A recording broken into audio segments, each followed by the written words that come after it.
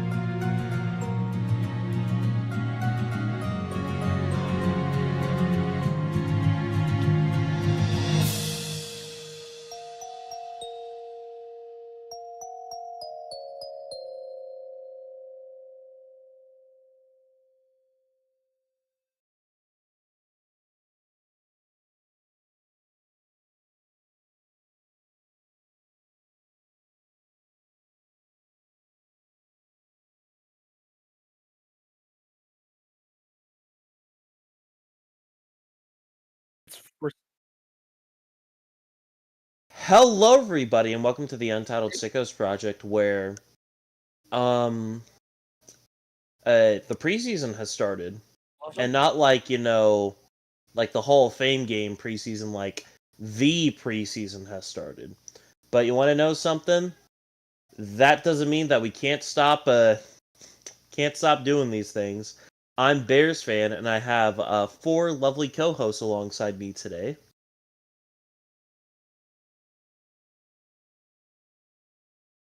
Hello, I am the MaskedAura, and I can't wait. I will definitely look forward to the day where we have Red Zone, but for college football. True. Hello. I'm always here. You already know who I am. You already know OBJ? who I am as well. I'm him. So You know, I That's don't fine. really like doing introductions. I know. But yeah, well, originally I was gonna talk about the Colts and Ravens game, but I kind of just realized Luke brought up something today. There's been some big news for our welcome mat. The NFL is officially owned by the mouse. If you guys haven't heard, which if you haven't heard by now, that would be really surprising. But ESPN has essentially bought the NFL network and all of its affiliates for 10% of ESPN shares. So, as of now, the NFL now owns 10% of a portion of a mouse. And I don't know how I feel about it. I'm honestly kind of worried. you just said a Because- bunch of words. I'm not gonna lie. It's just I'm like fine with it all, honestly. It's Explain it to me like I'm 5, please. Can you explain it to me like I'm 5. Mouse likes its properties. The So mouse. because the way you said it like the NFL owns it, and then first you said the mouse owns the NFL, then you said the NFL owns 10% of the mouse. So which one is it? Who It's has both. ownership of who? A part of the deal was giving all NFL now owns 10% of ESPN. Okay. Yes, and ESPN So- basically gets a lot of they basically get like NFL Network, like a lot of the properties that come with it. Like basically it was a trade-off, and it's like, I mean, how I feel about it is this was inevitable.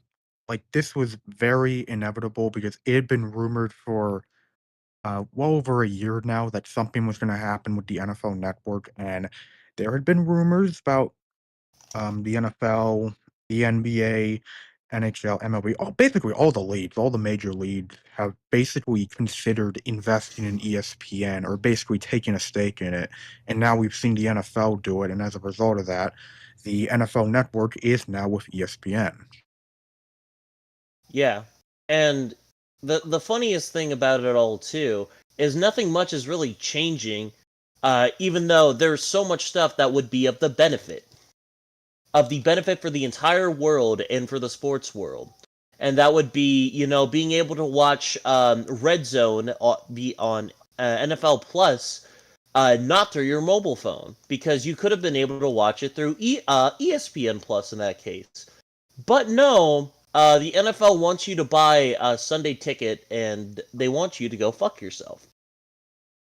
So Money essentially, talks, baby. yeah. And to be fair, not the that's an interception. Not the only thing that ESPN did this week, but that's a much different topic. Yeah, the ESPN needs to be a no, it's not even an ESPN thing. It's strictly just a TKO thing. If you're a wrestling fan, all I'm gonna say is TKO. We have a special place in hell for people as greedy as you. Oh. Oh. That was Spencer. That was. Oop, yeah, but yeah, all this is being said, I can't even blame ESPN to a point, because like it's like being offered Boardwalk and Monopoly. Like, are you going to say no? You'd be dumb not to. But at the same time, I have the right to hate ESPN for accepting those deals, because, god damn it, I just want to watch sports without being severely fucking inconvenienced, man. That's all I want. I have the Really, right to this is hate society. ESPN because ESPN is ESPN. This is the society we truly do live in, and there will be nothing we can do about it, as the global empires will have their monopoly without having their monopoly. So we simply just live in it. Listen, as long as I can, honest to God, as long as I can watch my team play, God bless having cable. That's all I gotta say. Yeah. Ironically, cable has gone so out of fashion that like has gotten so out of fashion, but still, it is probably the best way to watch sports still. Yep. Just sign into my Spectrum thing, and I can still I watch. mean, if you anything, know. like Steve Dangle has put it correctly, and he put it correctly in the podcast that he does, and he says a lot of it is most of like especially when it comes to sports.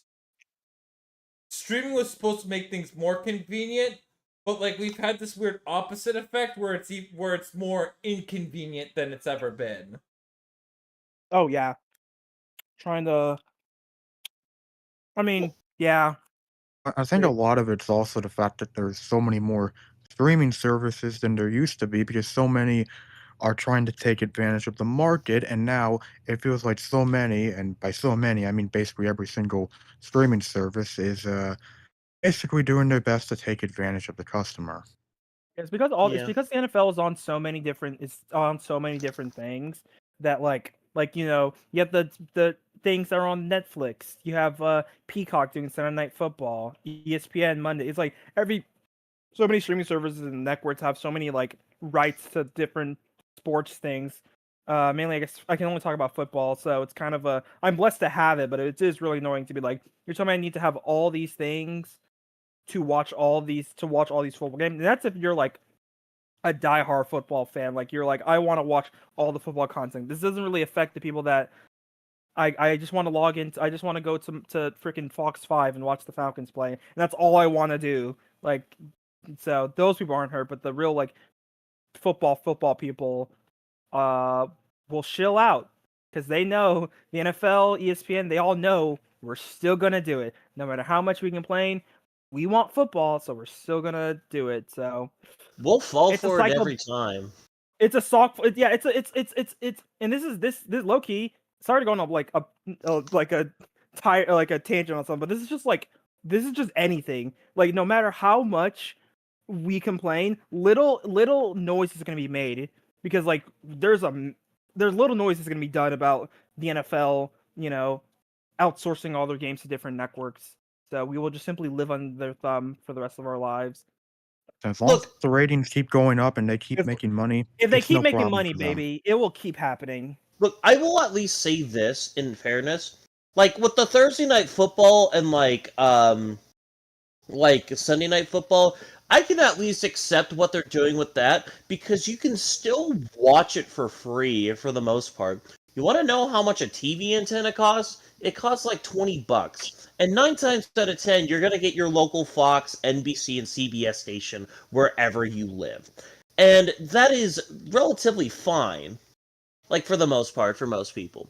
The issue comes with ESPN coming in and like, look, man, the Peacock stuff, weird, but at least it's only one game. ESPN has like 5 of these shits.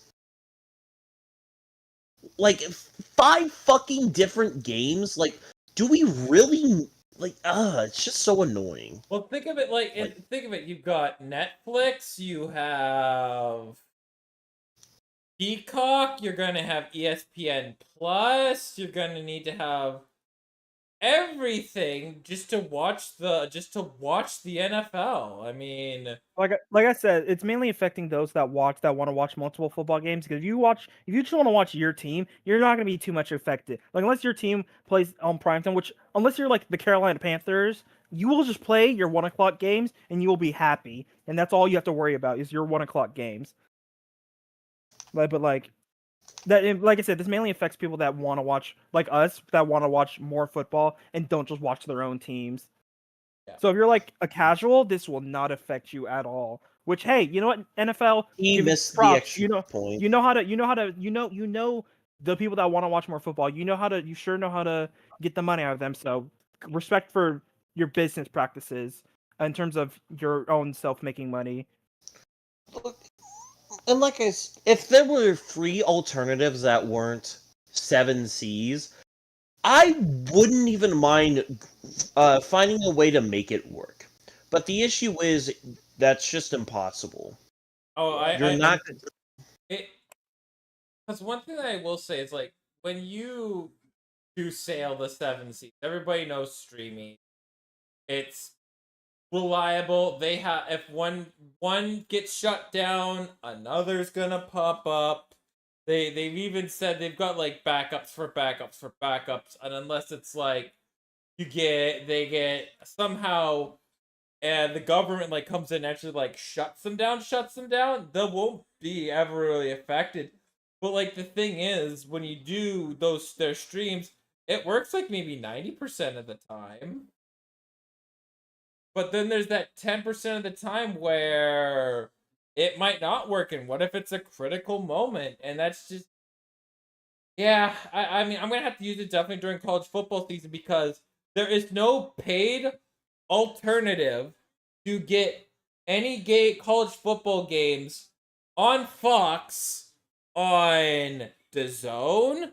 There's no alternatives to get it on Disney Plus, Netflix, TSN Plus won't carry them. They'll carry ESPN games, but they're not going to carry Fox. They're like Sportsnet now. They're not going to carry it. So there's no legal way for me to watch the Big Ten this year. The funniest thing is, you could probably just go on Discord and find these streams. By the way, you could find servers just streaming these games because there's a ton of them that exist. So it's like, legitimately, what has become like the true method of watching sports other than just watching it in illegitimate ways? Like, the NFL wants us to wants us to watch it like this.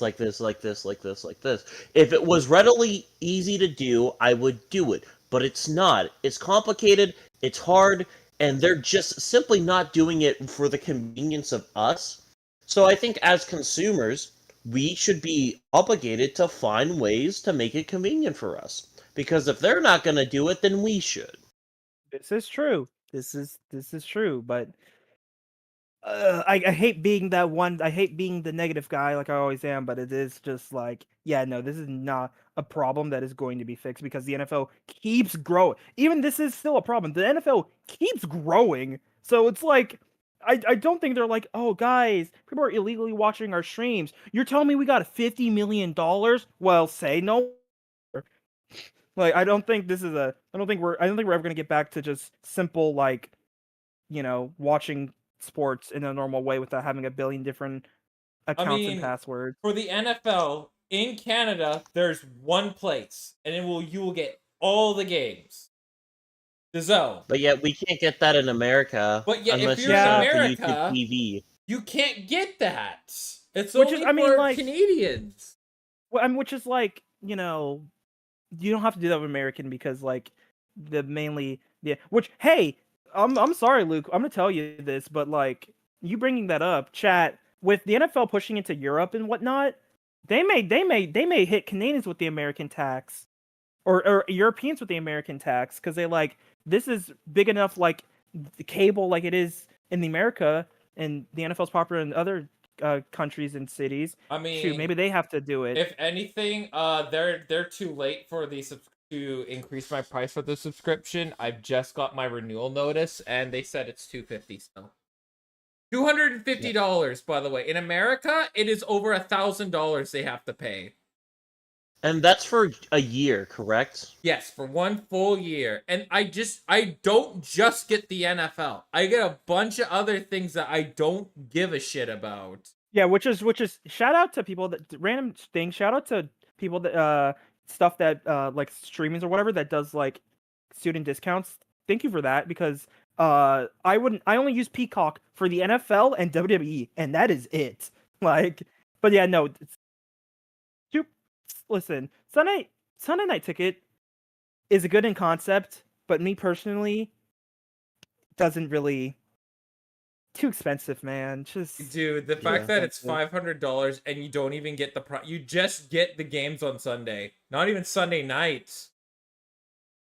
Yeah, sorry. It's just I've always had, this is another thing that isn't really about the NFL. It's just Red Zone as like a concept. I get Red Zone as a concept. It is like, Red Zone as a concept is great, but like if you're solely focused on your team, like I am, like there's no point in me having red zone because I want to watch when my team is on. I want to watch just my team. I don't want to watch any. I don't care what helping along Leo. I care about just my team. And since my team plays at one where the majority of games are, you know, there's no point in watching all the 4 o'clock games are gonna be. Nah, don't know. That's just my little side thing I have about red zone. Not for me, but I like the concept of it. Like there's some like again, it's like red zone's beautiful for diehards. It's like especially for me, like there's some days I just feel like I want to play games on the side. Red zone works. There are other days where like, you know what, I'm okay sitting back watching 7 games at once. Also, guys, real quick in the Carolina game, they have a plumber at quarterback. A literal plumber at quarterback. Listen, hey, get your reps in. Get your money up, bro. Get your reps in, King. This is the only reps you're getting all season. But yeah, fuck media conglomerates. I want to watch my hate silly monopolies. football games. I hate monopolies. Grr. Here's $200. Well, you hate All monopolies monopolies. because I kicked your ass game 1, which you guys can watch on the Untitled Sickos project, Untitled Monopoly project, or whatever it was. Gaggle Grumps played Monopoly or something. I don't know. All monopolies. Cringe. But yes, time for the main event. It's not Sunday night. It's not Saturday night's main event because it's on a Friday. The AFC North. What is there to? There's so much to say about this division that I feel honestly. Let's start with the least of the complicated teams. That being the Cincinnati Bengals, and the Bengals being the least complicated team in this division says a lot. So, starting with some notable retains, Geno Stone, Jamar Chase signed an extension, Cordell Volson, BJ Hill, Cody Ford, T. Higgins, also I forgot to say the positions, guard Lucas Patrick, tight end Noah Fant, edge Joseph Osai, tight end Mike Jaslicki, D lineman Tadarel Slayton, defensive line Taven Bryant, punter Ryan Rethno, long snapper Cal Adatomius, running back the new Giovanni Bernard, Samaje Perine, and of course we can't go about this without saying the one and only Desmond Ridder being the quarterback on the Bengals. Now, Atlanta legend. Now we go for some notable leaves. Safety Von Bell, Corvette. Edge Sam Hubbard. Running back Zach Moss. Linebacker Akeem Davis Gaither. Running back Khalil Herbert. Cornerback Mike Hilton. Right guard Alex Kappa. Linebacker Jermaine Pratt. And then offensive tackle Trent Brown. And D lineman Sheldon Rankins. Now, lastly, we go to the Bengals draft picks. And the Bengals, for their first round pick, they drafted edge rusher Shamar Stewart out of Texas A&M. They drafted linebacker Demetrius King out of South Carolina.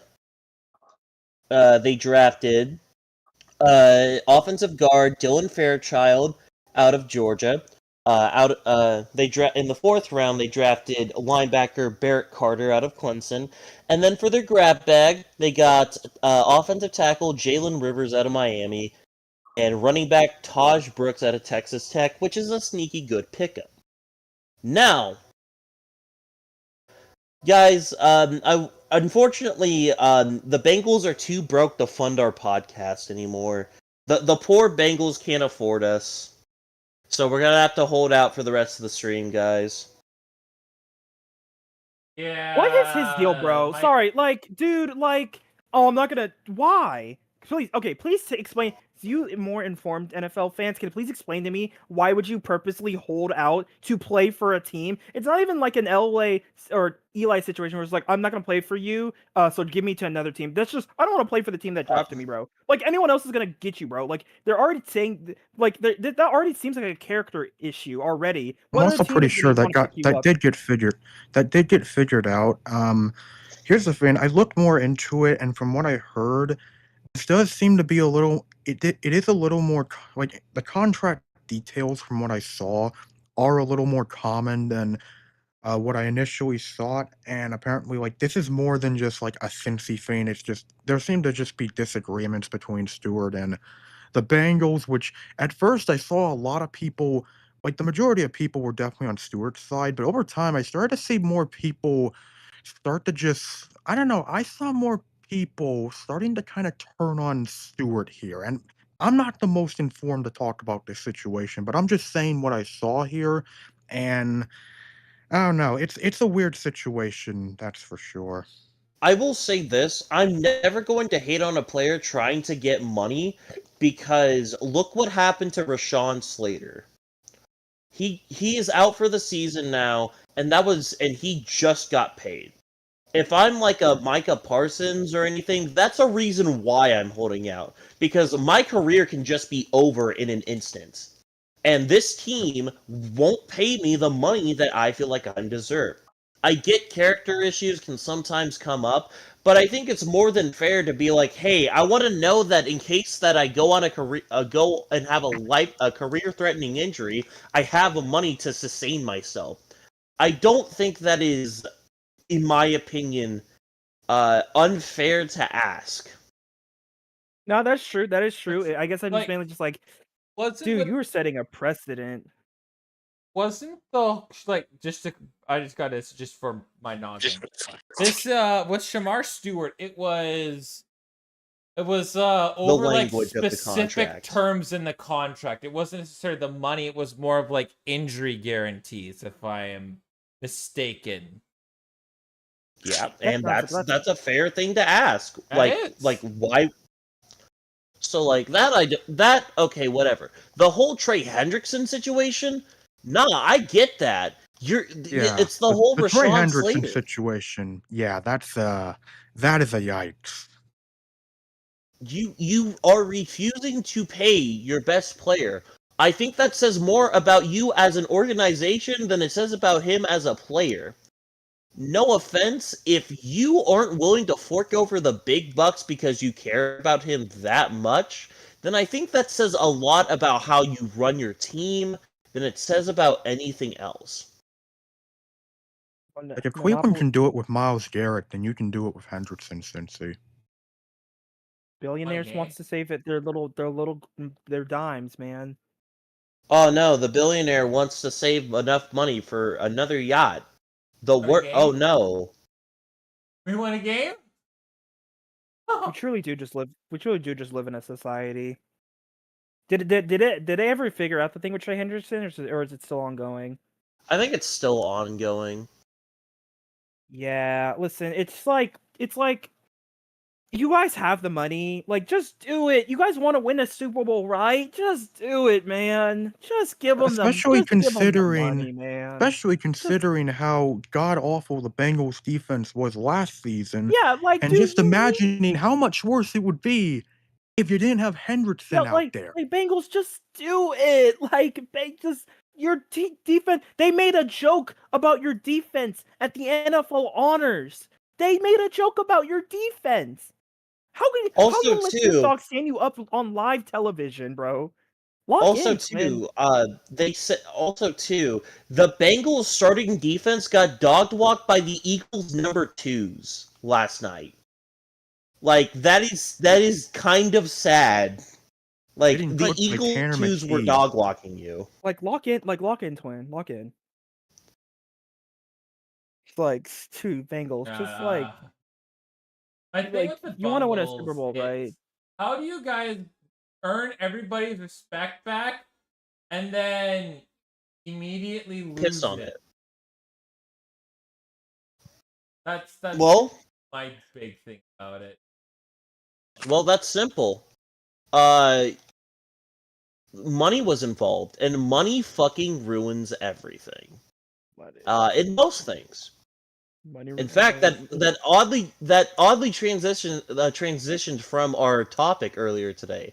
Money fucking ruins everything. This is true.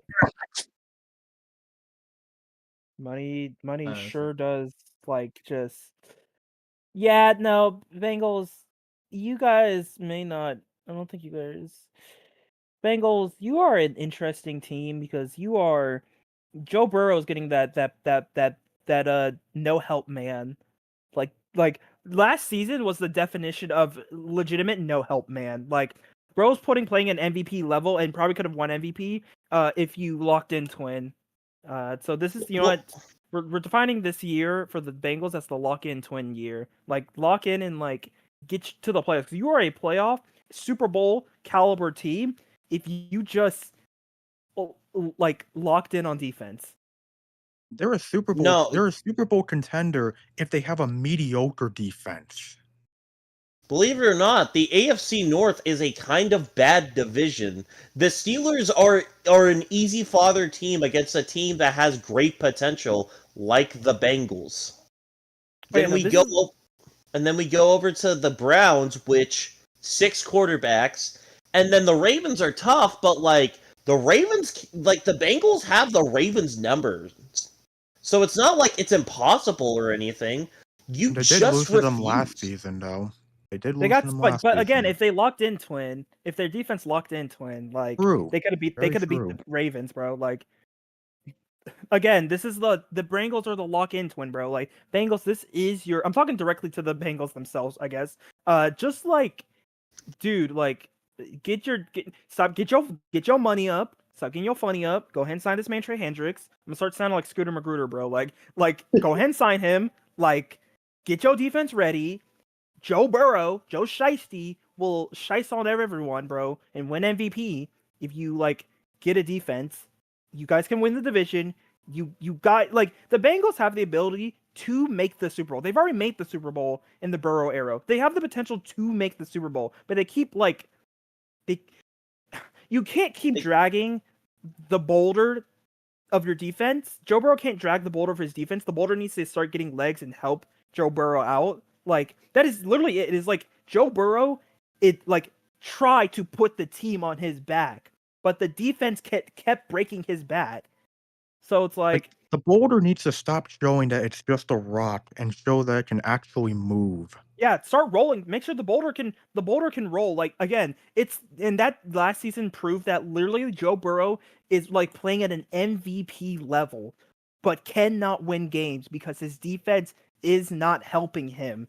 It is you can't have a great offense and the worst defense. I don't know if they have the worst defense in the NFL, but have a very bad defense. You need to have a competent defense, bro. Like, you're not saying your defense has to be 10 stars. You can be 5 stars because your offense is a 10-star offense. Yeah, I will say this. What it is. Just going off of last year, here were the Bengals' points in each game: 10, 25, 33, 34, 38, 17, 21, 17, 41, 34, 27, 38, 27, 37, 24, 30, 19. Like, They scored under 20 points 3 times. Yeah, like, this proves Joe Burrow is going to take you to a Super Bowl. That offense is going to take you to a Super Bowl, but your defense, you got roasted at the NFL honors, bro. Snoop Dogg roasted your defense, bro. You just gonna let that slide? Lock into it. The funniest part is this Bengals team was 4-8 at, like, week 13, and then they went on to go to 9-8. They won their last 5 games. So it's like it's just inconsistency with this team, and it's been like that every year. Those 2 Raven games, like, literally flip those 2 Raven games. They're a playoff team. Yeah. They didn't have to rely on Denver and whatnot. Yeah. It's just the summary of the Bengals is quite simple. Offense is incredible. Your defense makes Bengals fans want to rip their eyes out. I don't think Joe Burrow's gonna regress at all. I think he's still gonna play at the level he is. They still got what notable like defense or offensive pieces is like ugh. Like didn't they have something with like T Hendricks? Like was like they're having contract this year? Was that was But that that the got year figured before? out. Okay, they got So like that offense is still gonna do their thing. I think the O line is probably gonna keep Burrow protected. It's just lock in twin. That is my opinion on the Bengals. Just like lock in twin. Like I believe Bengals, you can win this division. You so can win this division. You so can win this division. Agreed. I absolutely agree. The division is literally theirs to lose. That's their division is to beat the Ravens. Theirs to lose. I don't. And I no wouldn't one say thinks about theirs the to Ravens. lose, but like No it one- is there fair, for the fair, taking. It's not fair, theirs to fair. lose. You're right. You're right. The Bengals are frustrating. The funny thing is, the Broncos were the team that made the playoffs instead of the Bengals, and the Bengals beat the Broncos. It's just this team just wants to keep themselves stuck in their own ways, and until they do something to change that, there's not really much they can do. But hey, remember, guys, the fact of the matter is this team's legacy so far is Eli Apple getting cooked by Cooper Kupp. That has been their entire legacy. Eli Apple, Eli Apple has a job still, right? Like he got cut from the Niners. He got cut. Okay. He got cut. I was like, but like, listen, Bengals. Eli Apple had a job. He had a job, bro. So I'm. Wait, what the? Okay, what happened in the Falcons and Lions game? Because that just ended. Did it? Yeah, something bad happened. I've seen apparently. I'm gonna look for the details, but something bad happened in it because Okay, where is it? Okay, here it is. So, a Lions player had an awkward collision and fell to the ground and didn't move, and his symptoms were something you'd see along the lines of like a seizure. So, an ambulance came onto the field, and they stopped the game. Yeah, no reason to keep that game going. It's preseason. Let the boys just. Yeah, we don't like that. That's not good. Yeah. Hopefully that player ends up getting better. But back to something more funnier. I get we talked about this Bengals shitty defense, but I don't feel like we've talked about it enough. Let's just bring up the fact that their starting defense got dog walked by Tanner McKee.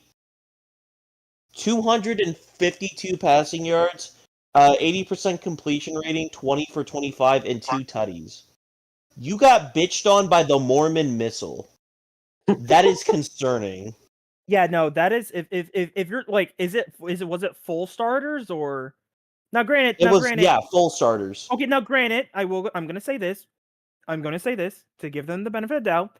It is preseason. There's no reason to go balls to the wall. They will have their job. Preseason, you go balls to the wall when you are unsure about your job security.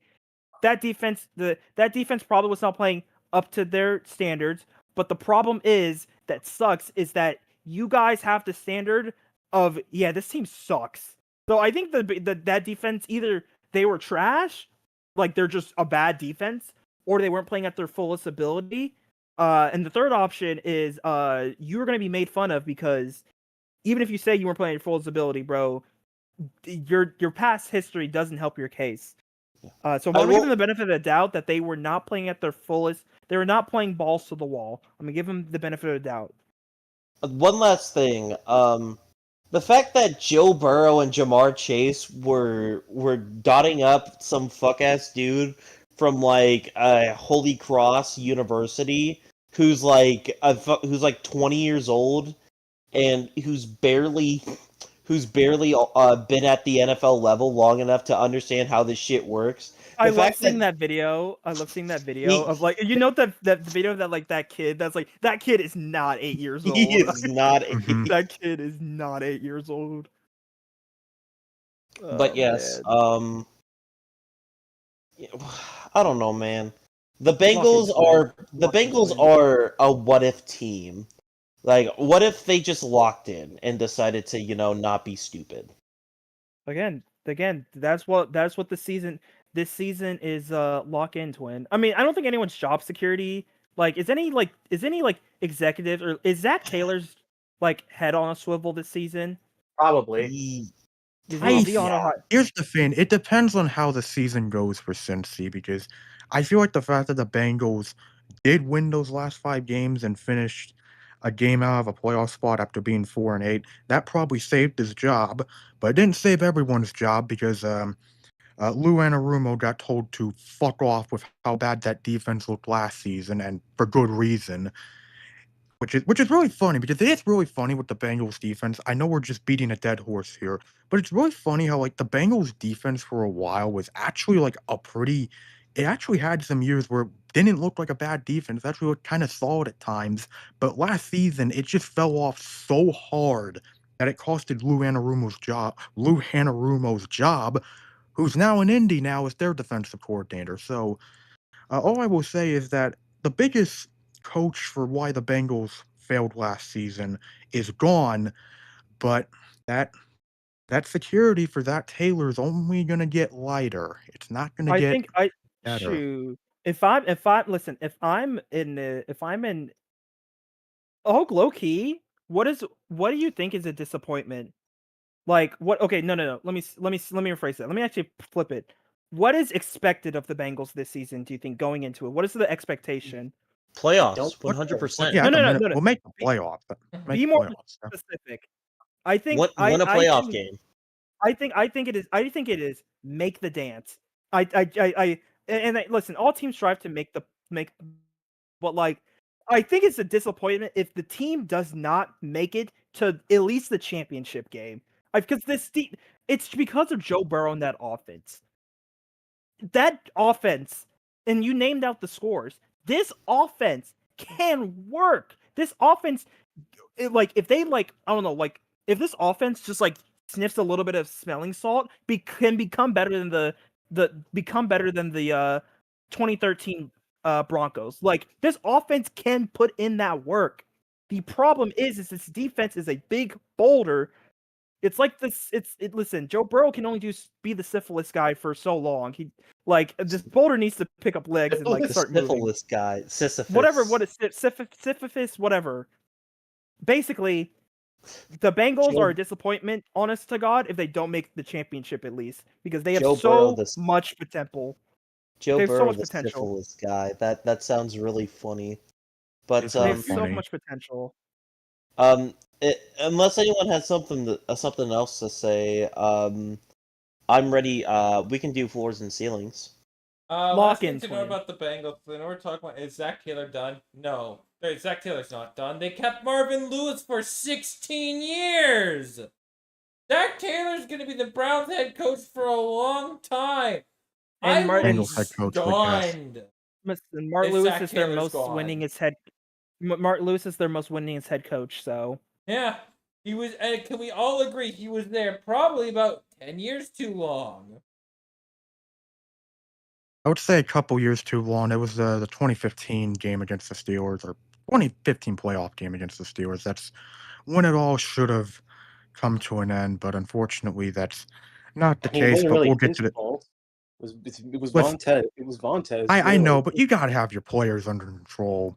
You got to have them under control. It's Vontaze. He doesn't. Yeah, but that means you got to. It wasn't just Vontaze though. It was also Pac-Man too. You gotta listen, man. You gotta get the people out, man.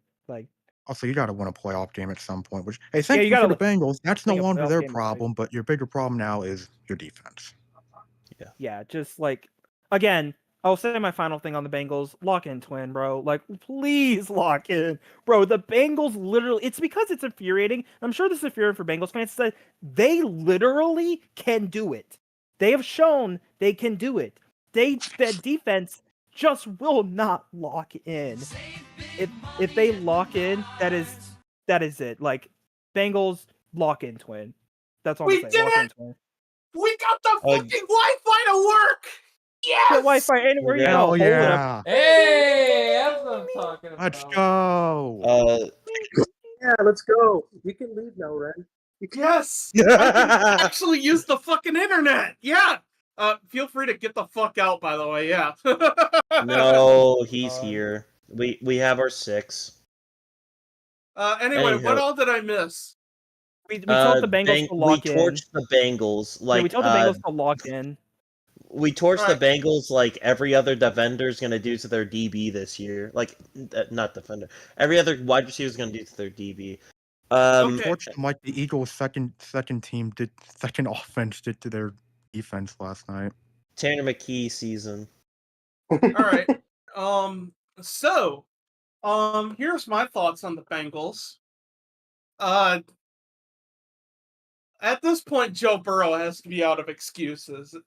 At this point, it's put up or shut up. I mean, he's I don't literally think done Joe- everything. He Nothing can. is Joe Burrow's fault. Joe Burrow has been Yeah, putting in that work. Here's the All thing. of this I is think not what Joe I think Burrow's what fault. should be said is that it's the Bengals. The Bengals have no excuses to not win with that offense. They have no fucking excuses. And last season showed that Burrow, Chase, and Higgins were dragging this team to a winning record. Which, let's be real, the Bengals had probably no place to have a winning record with how bad that defense is. I will say this though, one more thing about the Bengals offense. Yo, Kenny Pickett sighting. Kenny Kenny Pickett Pickett. on the sight line. Oh yeah, Kenny. I was going to say one more thing about the Bengals offense. I do think Chase Brown was very good in the running game for the Bengals last year, especially with how disappointing Zach Moss looked. So Chase Brown did very well for the Bengals, and he's not going to get talked about like Burrow, Chase, or Higgins, but just wanted to give him a shout out because he looked pretty good last season. Oh yeah, Touchdown Chase Brown. there's a touch Brown. Anywho, floors and ceilings. My floor for the Bengals, it's 9 wins because they've gone to 9-8 for the last 2 years, and they've been like the worst team in their division. If the Browns have the competent quarterback, they would be the worst. That's so fucking good. What the hell, guys? You could. Yeah. Don't pull a Wings of Redemption and jerk off on stream, man. That's the wrong person. That's fuck. Who's the guy? Is it Darkside Phil? Fuck. I get my lol cows mixed up. But yeah, simply put, for the ceiling, the ceiling for this team is easily 15-2. What's the low ball? It's floors and ceiling. I said 9-8. That's the I didn't hear you. That's sorry. my bad. Yeah, no. Let's see. The only juggernauts I'm seeing on this team are like the Ravens and the Bills. So I'm also going to say 15. I'm gonna say 15-2, and for my floor, I'm going to say, honest to God, if the defense doesn't lock in Twin, it's 5-12. If they do not lock in, like I think if they bottom out, if the tires go completely flat, is 15-12 and bottom of the division type stuff.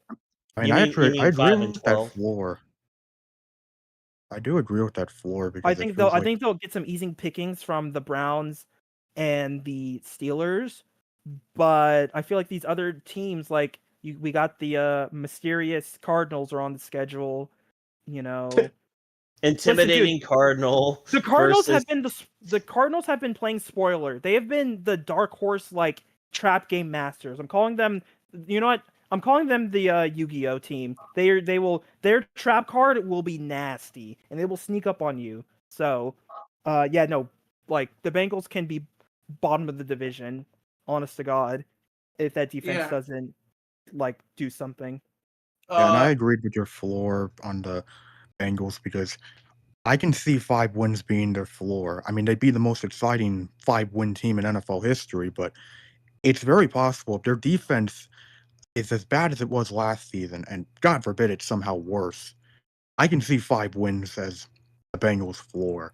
As for their ceiling, I'm not as high as Taegan and Ren are, because honestly, I think the Bengals can have a high ceiling, but I don't have enough faith in their defense to go Yeah, you know what? Yeah, super I may high. bump that. So I'm gonna bump that. my I'm gonna ceiling bump for that the down to Bengals, 13. I'm gonna I'm bump gonna mine down to I'll go 13. 12. I'll go with a ceiling of 12, like 12-5. So I will make one prediction for the Bengals. They Oh, will it's one lose week left. 1. They will lose in week 1 because they always lose in week 1. For whatever reason, they can never win in week 1. Yeah. Magnum, you go. Yeah. So again, like, I mean, with Burrow with Burrow as quarterback, and Chase and Higgins, I don't think that they're gonna, even with that defense, they'll win games. So yeah, my floor is kind of the same here, 5-12. Uh, Ceiling, probably the inverse of that, because again, with that defense, you gotta. I don't know how. Since I have no idea how good they're going to be this year, but but I don't expect it to be that different from last year. You know, so Fair Yeah. enough. so yeah,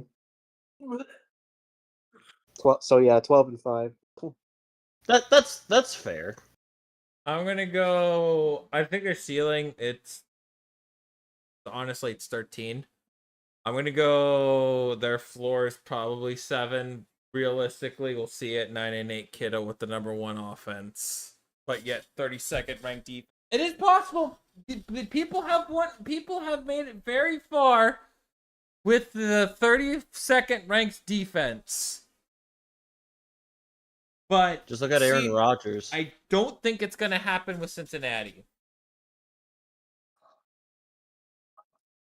Okay, I hate to do this bullshit, but this team, they remind me of two Vikings teams in particular. Their floor is like the 2001 Minnesota Vikings, where they ended up only winning 5 games, and that was the year that they got Dennis Green fired for Mike Tice, and I could see that happening. And for their ceiling, I'm thinking the 2022 Minnesota Vikings that had a high-powered offense and bad defense. So 13 wins. So they're gonna lose to the AFC equivalent of the Giants. So they're Yeah, gonna lose to the Titans. Okay, gotcha. No, That makes so much sense. Titans win the division at fucking 7-10. 7-10. Bengals win their shit like 12-5. They make the playoffs and then they get fucking dog walked. Spencer, who are you thinking of? What do you mean? For the Because it said team. like I thought you said no to the Titans. Like, is there a team in mind that would be the equivalent of the Giants in this scenario? To me, I was thinking it'd be even funnier if it was the Colts, because, oh my god, Daniel Jones does it again. Oh my god. Daniel Jones, start calling Daniel Jones the Grim Reaper, bro. Like, they call Daniel Jones the Mid Reaper. The Mid Reaper. Okay, we're making that. Okay, that's. Someone give him an extension. Someone give him The Mid Reaper. Oh my god! I just realized we're my adding that to the fucking to the guide. We're so adding this joke to the guide. We have a battle between a non-functioning AR and the Mid Reaper. The Mid Reaper, no. the Mid Reaper. No. The Mid Reaper will be. Why? I mean, historically speaking, the Mid Reaper would be Eli Manning, wouldn't it? Yeah. I mean, that would mean Tom Brady is mid. Yeah, he passed the torch. Oh shit! Oh fuck! Oh no! That means that fucking the Colts are gonna win, or gonna beat Patrick Mahomes in the playoffs. Oh shit! That would be hilarious. That would be hilarious. God, if you're real, please let that happen. That would be the fun. God, you have the potential to do the funniest thing. No. Do the Colts play the Chiefs? Let me look this up. Hey Alexa, do the Colts play the Chiefs this year? Oh, he got Alexa. Oh, look at him. At Grok? The Colts meet At the Grok? 2025. They do. They do. What? November week do they play then? 23rd. Oh my No. god, no, we need to ask Thanksgiving. Brock for all our issues. I fucking love that bot, man. That's Hey, the Colts have beaten them before. Don't forget that. They have Oh done my that. Yeah, God, Matt the Ryan Thanksgiving beat game. Matt Ryan beat the Chiefs, remember? No, Yeah. Gok, do we play the Chiefs? At Gok? At Nah. Anyways, our final Hey, thoughts Brock, on Cincinnati wait, Bengals. did for tweet understanding, me. Spencer. Thank you for. Oh Fucking god. Brock, wait, Who hasn't done their ratings yet? No, we I did. think we all did, did didn't our- we? all We did all our did. things. Okay. Well, up next, as decreed by me, you're a member of the Sickos. We will be looking at the Pittsburgh Steelers. Yes.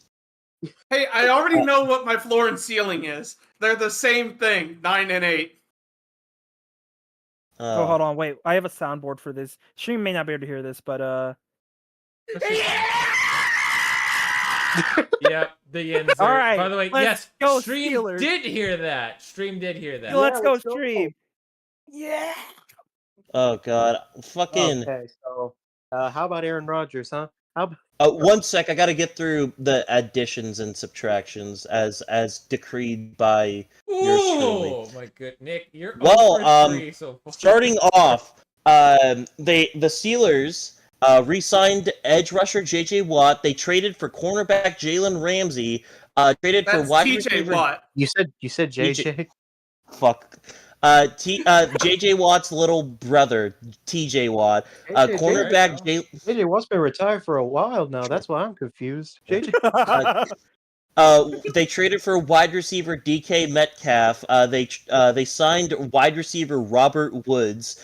They traded for Arthur Smith's wet dream tight end Jonnu Smith. They re-signed safety Deshaun Elliott. They signed quarterback Mason the motherfucker Rudolph.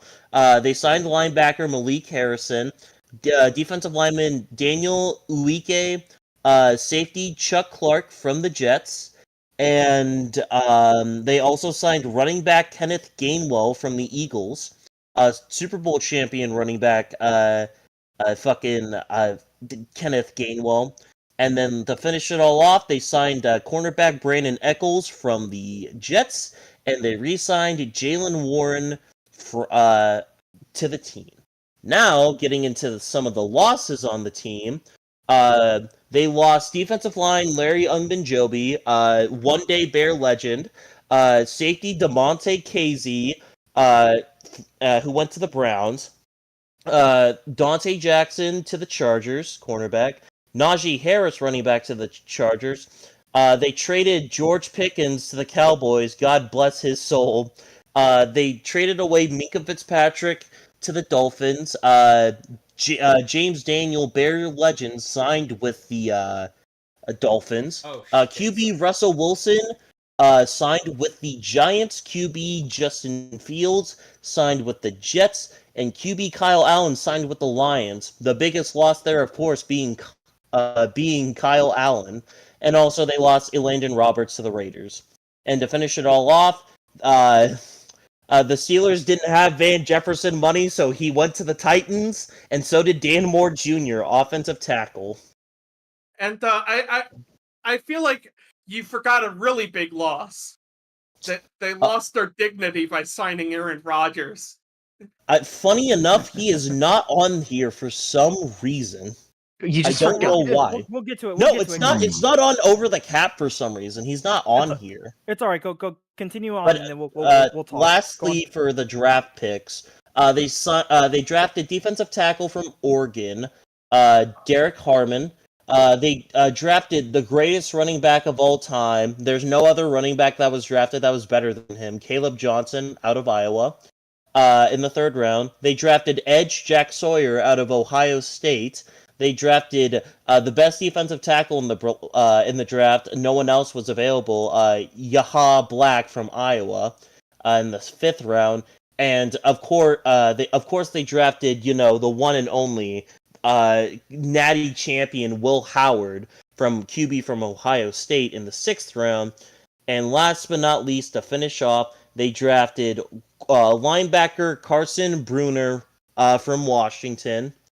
And they drafted Deontay Ken, cornerback from Central Michigan, who has no stats on the Steelers page. So, guys, let's all make a pact and let's save the giant immunized elephant in the room for later. All right. Well, I'm already gonna get floor and ceiling. Hot Well, take who chat. else? Who else can we talk about then? No, What- listen. what- Here's my floor and ceiling. Here's my floor and ceiling. I just George look at the schedule. I just look at the schedule real quick. Genuinely, this is when Mike Tomlin loses his streak.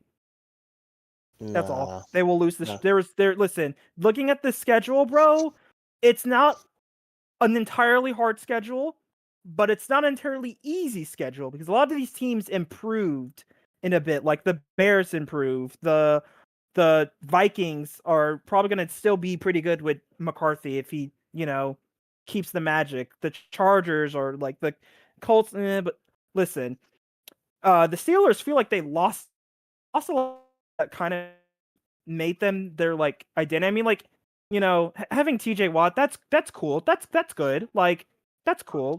He's gonna. Hey, Bengals, you should probably do what the Steelers did and sign the player that is keeping y'all in the game. Just saying. Anyways, yeah, I feel like they've lost a lot. I feel like they've lost like stuff that's like you don't think about it, but like yeah, they probably did need that. It's like taking out a screw that you don't think holds up the board, but like little than actually like holds up the board. So yeah, no, Steelers may bottom out this year with the losses they have. I disagree. I disagree with that, but I feel like I already know how this season is going to go because there's 2 ways this usually goes with the Pittsburgh Steelers. They either start off bad and then find a way to claw their way back and finish above 500 and keep that streak alive. Then there's the other scenario where they start off hot and then they struggle in the second half, still keep their streak alive, but they end up looking like shit entering the playoffs.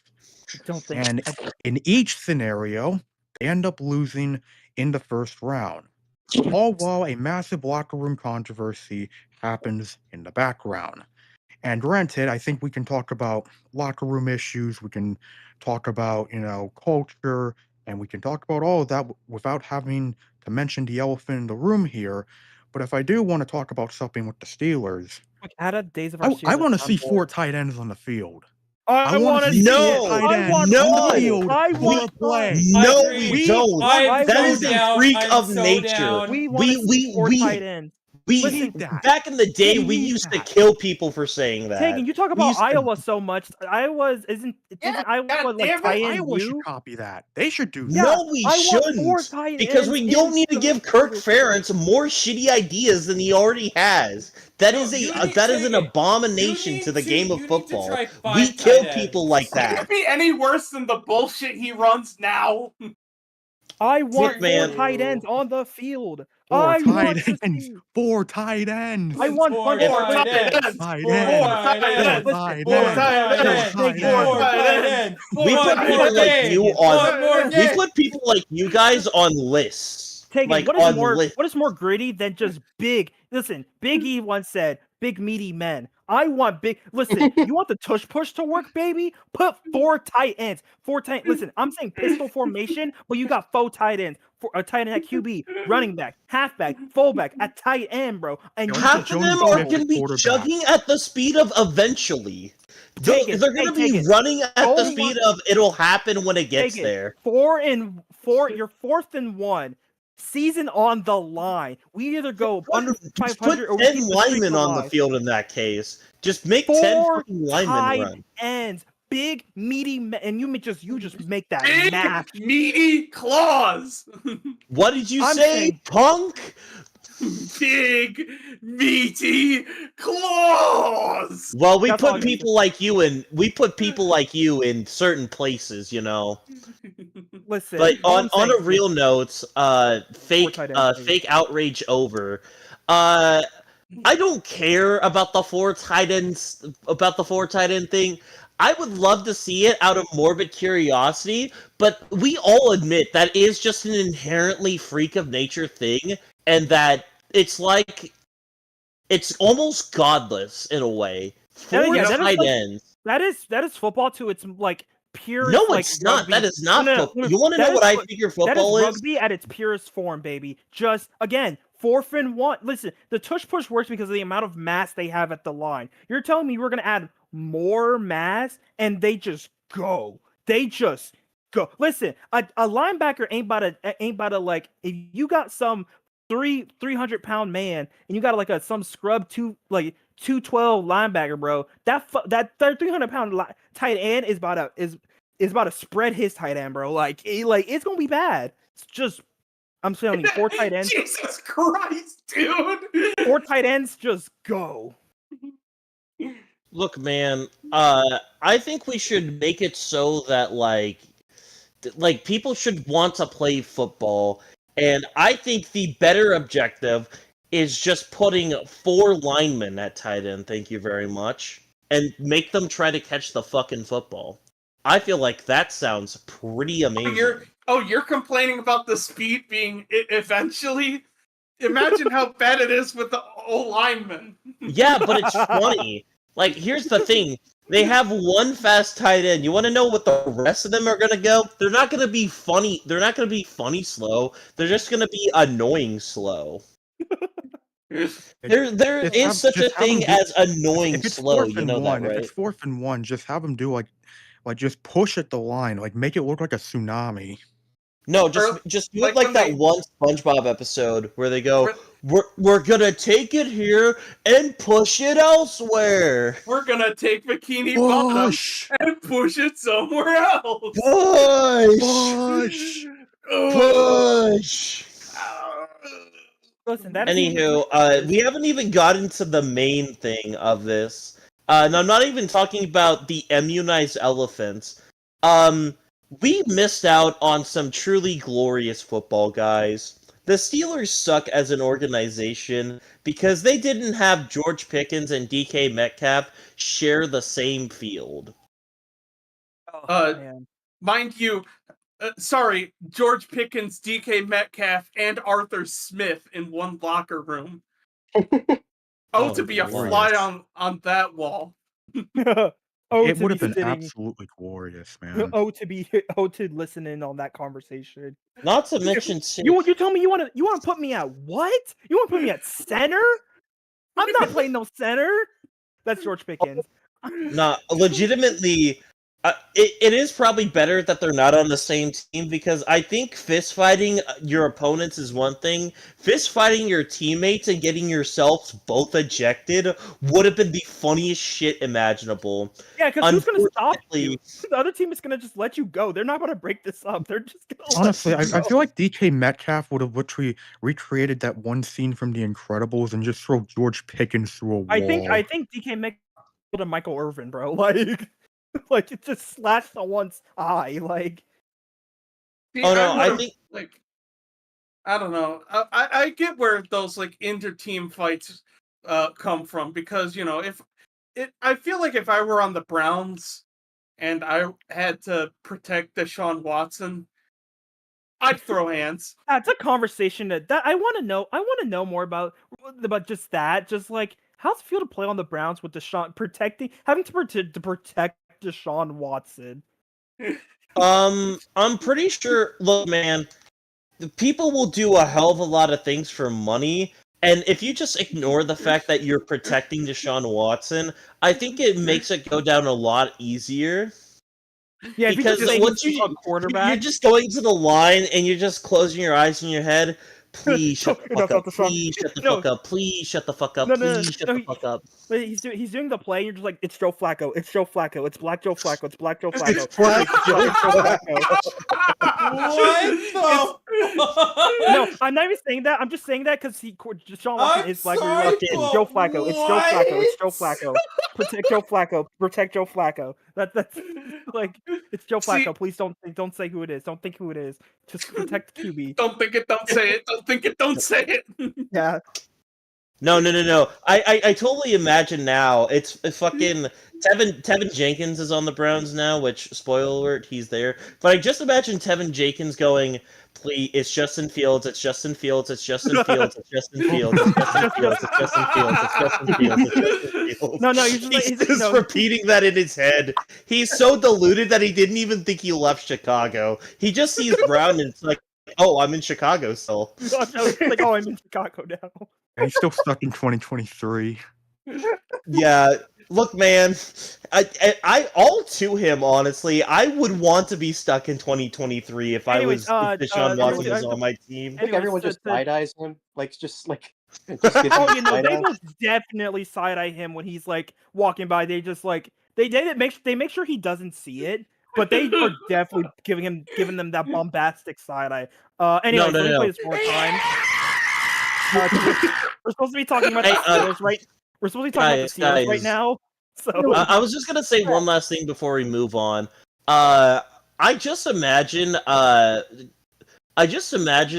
who's the Browns since Quinshon Judkins got fucking axed. I think their backup is fucking who is it? Oh yeah, their backup guy is gonna be Jerome Ford and Dylan Sampson. I just imagine either one of those two taking handoffs from Deshaun Watson. As soon as they grab the ball, they have to tell themselves it's like a fucking Howie Mandel thing where there's just like germs on it, but you have to tell yourself, okay, I can't let go of it, I can't let go of it, I can't let go of it. And I just imagine every time they take the ball after every drive, they immediately change their gloves, throw it into the trash, and then light the trash on fire. I'm just imagining they have like a thing of hand sanitizer, so like in their after- pockets. yeah, after It's the like- whistle blows, they're just like, oh. Oh fuck! It's like that. It's like the one thing from like the Cat in the Hat where that dude had like the hands from. Me after I take a handoff from Deshaun Watson, just straight. Did you just Deshaun have to Watson. dust off, like, there's You're so much fired! sin. Ugh. Cleanse. Deshaun Watson. I think If you go out, if you do that thing again, you're fired. We're supposed to be talking about the Ugh. Steelers. Anyways, yeah, let's talk about the elephant chat. Anyways, the Andromobile. Let's talk about Okay, the let's elephant. talk, Yes, about, let's Juggerbear. talk about white Deshaun Watson. Okay, let's talk about Oh, him. white Deshaun. Let's talk about anti-vax Deshaun Watson. What? What? What? Chat, what's worse? Being an saying vax under someone dies, or being a sexual harasser? What's worse? Chat. Which is worse? Which is worse, sexual harassment or MAGA? Vote in the comments. Golly.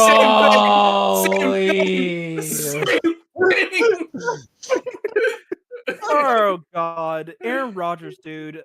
That Unc, go home. Go back to your wife. Don't you have a wife and kids? Oh yeah, No. I don't. does. No, he used to get Yeah, he to hates his just family. settle down. Yeah, believe it or not, Aaron Rodgers has a family. He Yeah, got realized- married What? secretly. He got married secretly. Yeah. Yeah, like, dude, Aaron Rodgers, dude. Genuinely, Go you were a home. great. I liked you, If Aaron he- Rodgers. Then If you he said, didn't then make you- himself such a target, he'd be way more likable. dude, he is so like he is. Listen, Aaron Rodgers, you're a great QB. You're good. I want listen. Just I will not say such hate- nice things. I always hate thought him. you were a fucking turd burglar. Even when you were on the fucking Packers pretending to be such a nice guy and dating normal people like Olivia, I knew you were full of Aileen. shit whenever you played the Vikings. Oh god. Fuck you, Aileen. you hippie fuck. Yeah, just, you had to. Yeah, you Don't- had to be a hippie, man. And That's this is the why we're problem. not having Spencer do the Steelers this year for the Just- preview. Just Don't like cleanse yourself with clarified butter and then shit yourself in Holy shit! some Kyle third Orton world country, mentioned. you piece of shit. again, I just like Aaron Rodgers. What do the Steelers think they're getting? Aaron Rodgers is washed. He's washed. I'm sorry, he's washed. He just is, man. He's washed. He's a Hall of Famer, but he's washed. I mean, like, hang up the cleats, Just hang up the cleats. I Go mean, on, like Magnum. he was just very middling with the Jets And, at that point. While you're But, Yeah, while just- you're Yeah. while you're hanging just- up those the thing cleats, is- proceed to take that homeopathic medicine dirt you love so much and just shove it straight up your stupid ass, huh? just like Shove it up Rodgers- your ugly ass. That's right. Again- Shove it up your ugly It's really ass. funny that Aaron Rodgers is going to be on the Steelers. It's really funny because I feel like Rodgers last season reminded me a lot of Big Ben in 2020, and we saw how Yeah, Big just Ben hang up was the the cleats. following season. just hang mean, up like, the cleats, man. You think Just- you think we're gonna see a Will Howard sighting at all this year? You think? I like Unless the Mason Big Ben. Rudolph gets hurt, no. Oh, But yeah, it I would forgot. be funny. I forgot that Mason. So Mason is- Rudolph's going to so- start at least one Listen, game for Mason this team. Rudolph is our modern day. What's a backup quarterback that The like, modern just got day paid? Maharaja. Listen, Mason Rudolph is getting that bag. Like to be Mason Mike Rudolph, Glennon? bro. Mike No, he's not a Mike Glennon. Mason Rudolph doesn't even crack the backups. I think Gardner Minshew is the new Ryan Fitzpatrick, in all honesty. He is. I don't know. Just Aaron Rodgers, dude. Like you are so loved, and then you said Vax ? Actually, you became a hippie on live television. I think if you weren't a hippie, I think if you kept that hippie stuff to yourself, you would have been liked more. But you unironically probably say, like, if you use social media, you unironically say Vax ? After someone dies. Like that is what you do. Look, So, man. I still would have been hating Aaron Rodgers even if he didn't come out with that vaccine God. shit. And the Falcons blew him out in the championship game in 2016. So Oh my god! I just Aaron thought Rodgers, of a your really, legacy- I just thought of a really fucked up Oh, joke. man. Oh, I gotta hear it Oh, now. God, Send me in DMs. He's the kind of person that said vax after Dwayne Haskins passed away. Oh, God. He did. Oh, Jesus Jesus. Christ. Yeah, no. Listen, Aaron Rodgers is a weirdo. Like, I don't know what the Steelers thought they were getting in. Dude, Rodgers is washed. He's a The Hall issue of is that, Famer. like, Just the hang issue it is up, that, man. like, I mean, the issue is that, like, I mean, do you really want Mason Rudolph to be your quarterback one? You know, would you really Right. want? Again, that? hey, chat. I'm not They gonna should have just lie. kept Kenny Pickett. Like, in all honesty, there was no No, They reason should have they just shouldn't. kept. Pickett sucked ass. You should have kept Guys, Fields. You should have be just kept honest. Fields at that point. Mhm. I thought that. Listen, Steelers. I'm surprised okay, that. Steelers. Yeah, like I'm Steelers, can I surprised. talk to you for a moment? Hey, Wilson Steelers, or I'm grabbing the T- mic. or Fields or Yeah, can I talk to you, Steelers? Hey, I thought the idea was that we're gonna sign a veteran guy to teach this young Justin Fields how to play football, not a one and done experience. What are you doing? And then you just got to even. You should have just kept Russell and Fields.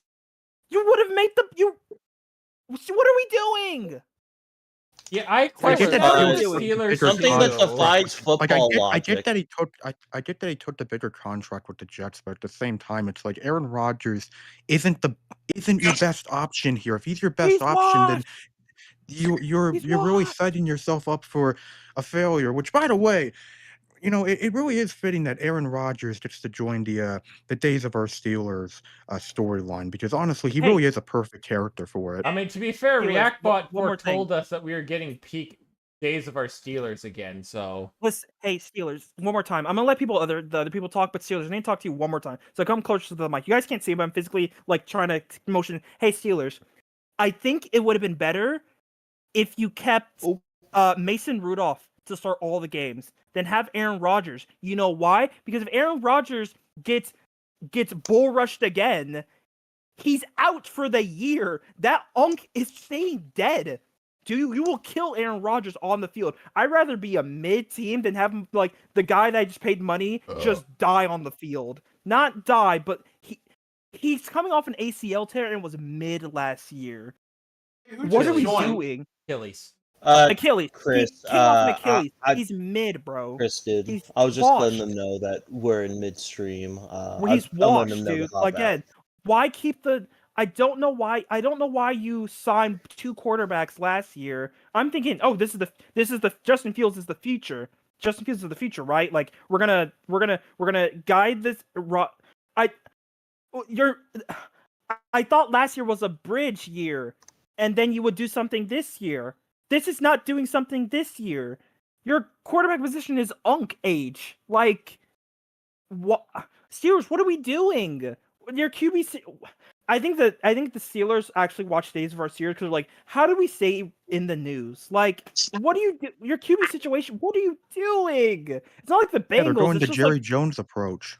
it's like, what are we doing? Like, that's all. That's all I have with the Steelers is. What are we do?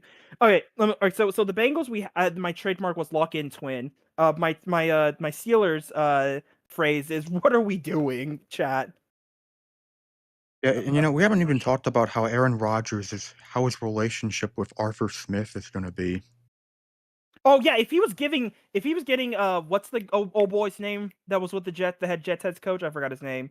Robert Saleh. If he was giving Robert Saleh the bombastic side eye, God, what is he gonna give Arthur Smith when they do this four tight end look? Like,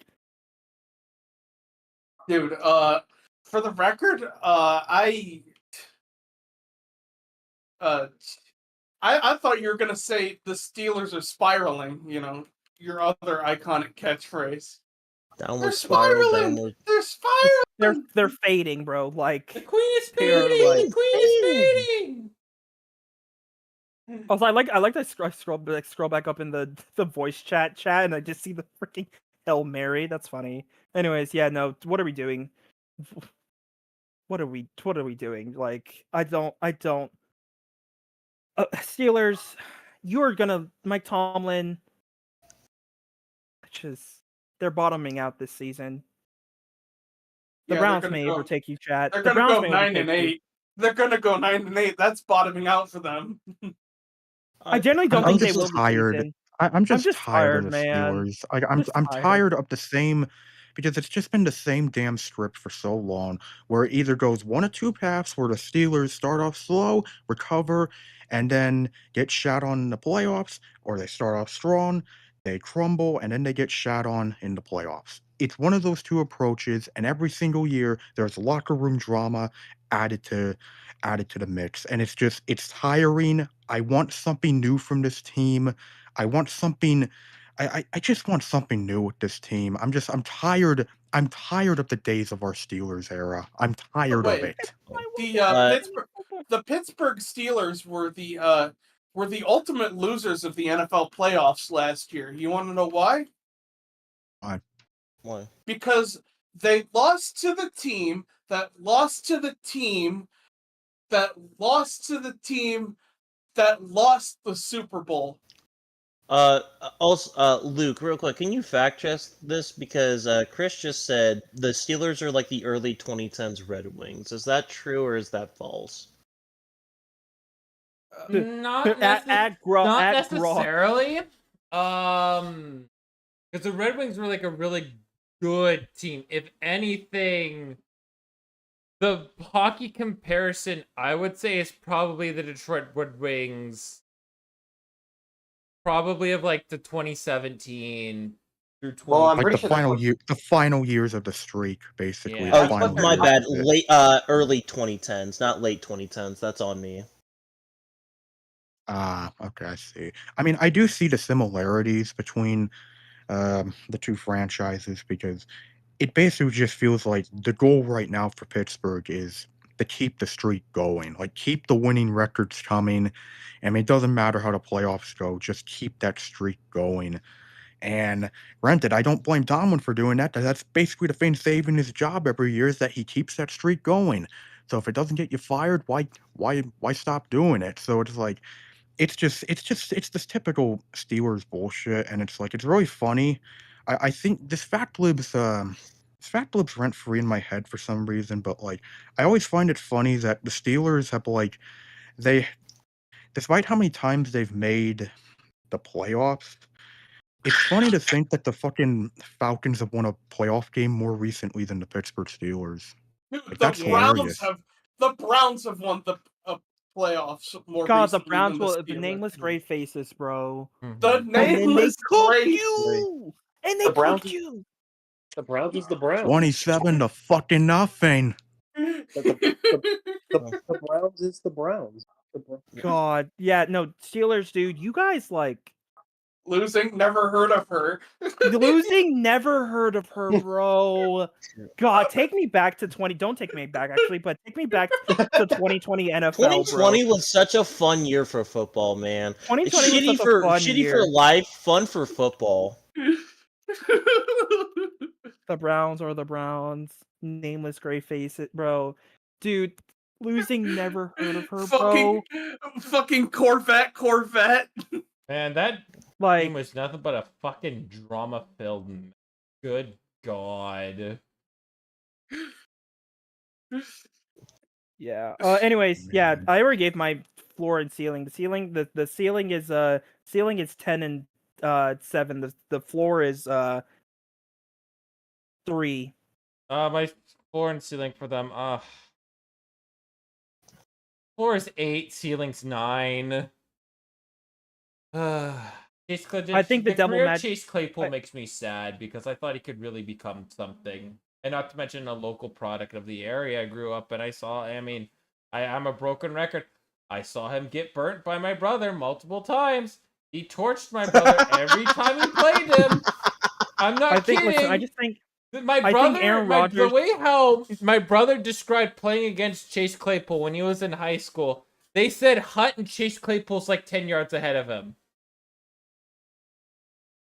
I just think. Listen, I think the Steelers. I think Aaron Rodgers is I think Aaron Rodgers like weird hippie thing is gonna ruin the spell that allowed the Steelers to, not be under 500. So it would be hilarious if Aaron Rodgers is the reason that the Steelers streak comes to an end. That would be so funny. I mean, Also, there were update on warning the signs. We warned update on them. They the didn't line. listen.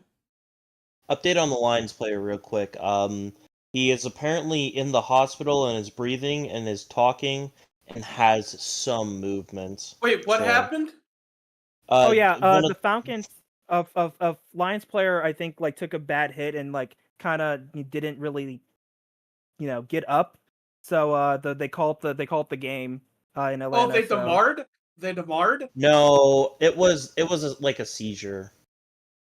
It's more like it's preseason. Like we could stop. It's preseason. We can put a pause. Yeah. We don't have to play playing the rest of it is not necessary. And it's more just like so they called the game. Anyways, who didn't give their floor and ceiling? I'll just do mine real quick. Oh, go ahead, Nick. Go ahead. Okay, well, it's similar to what you all already heard. Floor is 7, ceiling is 10, and first round exit. Floor is 7. I would have. Listen, man. If things go horrifically wrong, I think the floor is 2 and 15. Yeah, I think it's like because there's, like I said, everyone on their schedule. I think a good majority of the people on their schedule have improved in some aspect enough to get over the hump of the Pittsburgh Steelers. So I think this is the year that they. I think Rodgers is washed. I think he's washed. I think he's washed. So. Yeah, it's just I mean that's fair. It's just I just think like the Steelers are just such a pesky franchise that they'll find a way to win 7 games, even if it's like the ugliest 7 wins you'll ever see.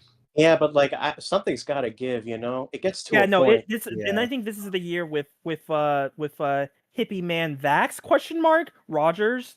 It's out. That's all. Again, Rodgers is the type of guy that will, if he used social media, he would say Vax ? After someone dies. That is what he would do. I'm sorry. Oh shit, we got Canadian football. Fuck the NFL preview, dude. Let's take a look at what the Elks are up to. They're about to beat Montreal. What the fuck? What the? What? The one time that wait, did Freeman not pick the Elks Freeman this did time? pick the Elks. He did pick the Elks. Oh my god, this man. But yeah, no, Chris, I don't think there will be a Will Howard. I don't think there will be a Will Howard sighting this season. But yeah. Oh yeah, yeah. ceiling 9 and 8. Oh yeah, I guess I need to still give my ceiling and shit. My floor is like 6 and 11. My ceiling is like 10 and 7. I think they're the epitome of what the Bills were in like the mid 2010s. Not bad, not good, just truly mid.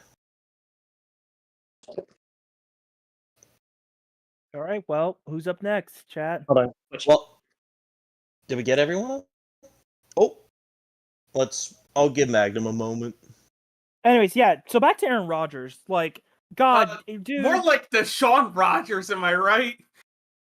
Yeah, no, you are weird. You are like Rodgers. You are, God. You just like again. Aaron Rodgers was like a liked guy. Like he didn't do much wrong. You know, he just played quarterback for the Packers. You know, none bad stuff. But just once you get your political opinion, I can't say what I want to say, but I will say let's just say giving your political opinion makes you R. And you guys can fill in the blank for that. Yeah. Retarded? Just don't do it. Just don't do it. Just don't. Vax question mark? That's all I'm gonna. Yeah, you know what? I'm rechanging my statement on the Pittsburgh Steelers is Vax question mark. You gotta make sure you put the XX. There you go. That's my opinion on the Steelers. Vax question. That sounds like a React bot phrase, honestly. Vax question mark.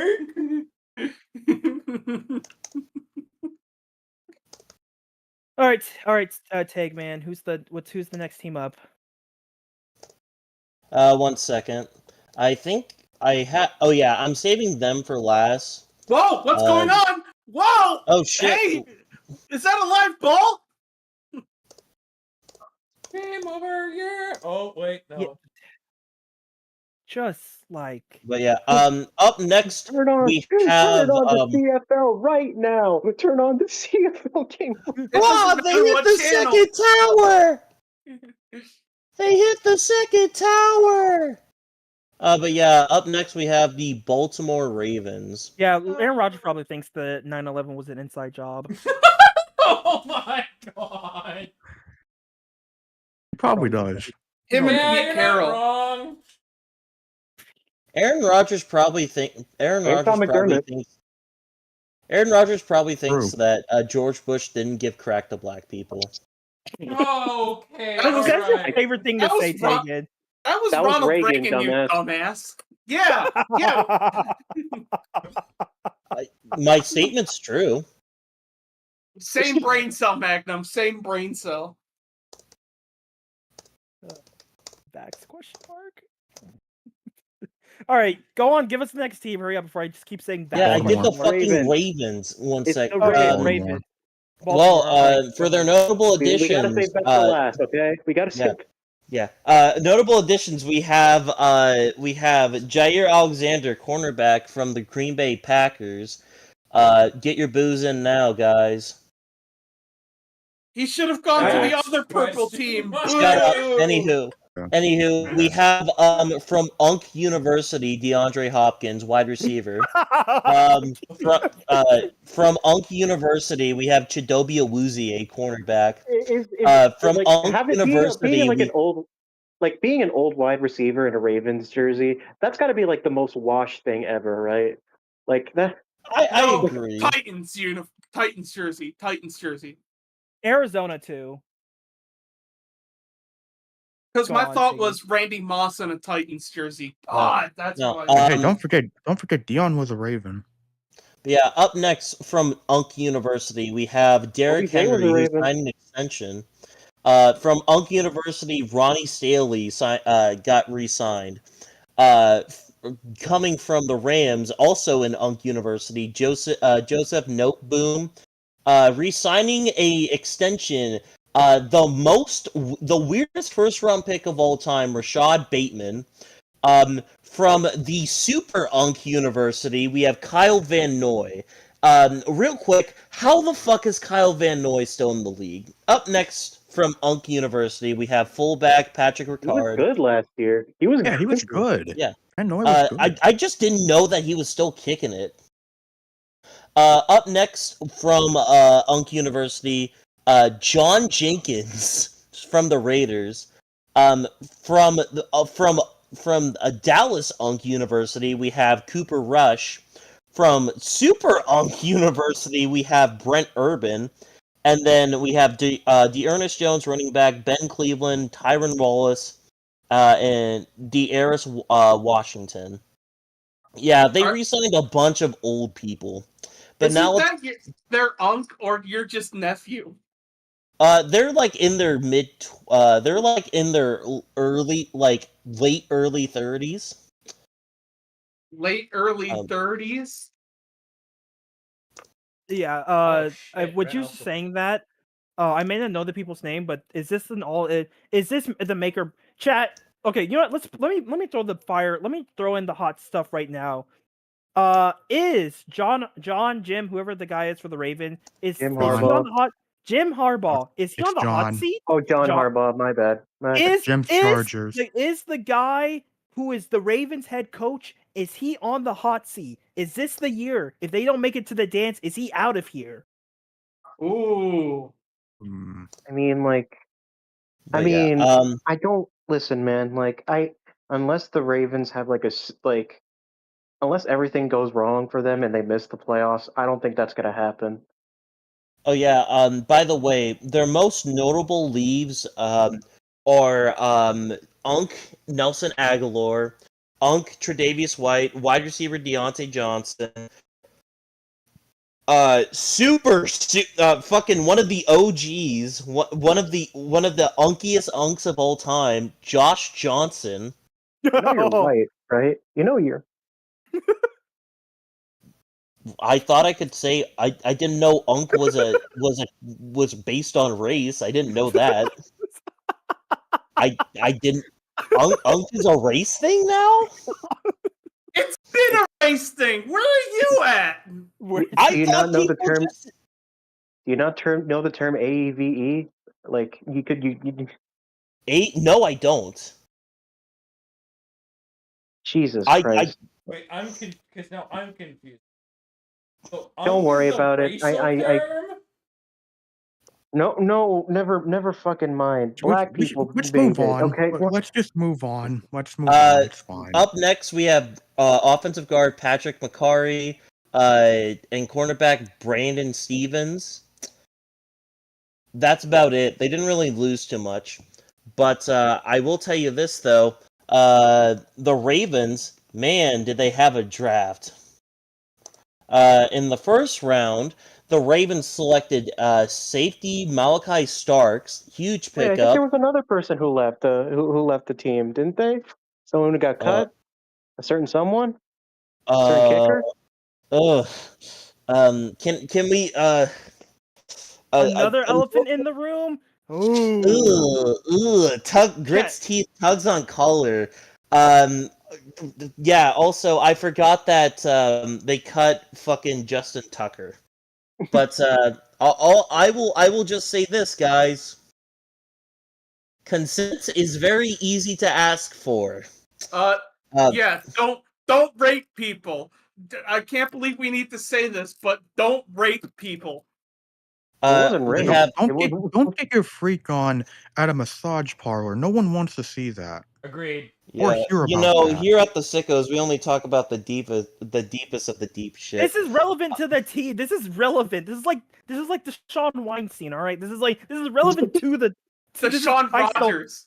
I stole that, so I can't take credit for that. But like, this is relevant to the team.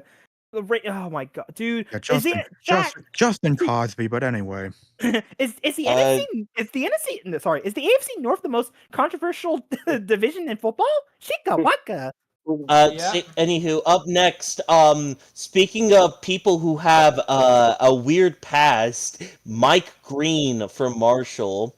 Yeah. Emory Jones Jr., offensive tackle, LSU. Linebacker Teddy Buchanan from Cal. He's woke, believe it or not. Offensive tackle question mark? Carson Vinson from Alabama A&M from the 5th round. 6th round pick, cornerback Bilal Cohn out of Western Michigan. Unfortunately, he suffered a season-ending injury yesterday. All of our thoughts and prayers hopefully go to him for a quick recovery. Up next as a 6th round pick, we have kicker Tyler Loop. Our thoughts and prayers go to him because he has to come after Justin Tucker. Let's not you talk know, about coming after someone, bro. Yeah, Let's not do uh, that.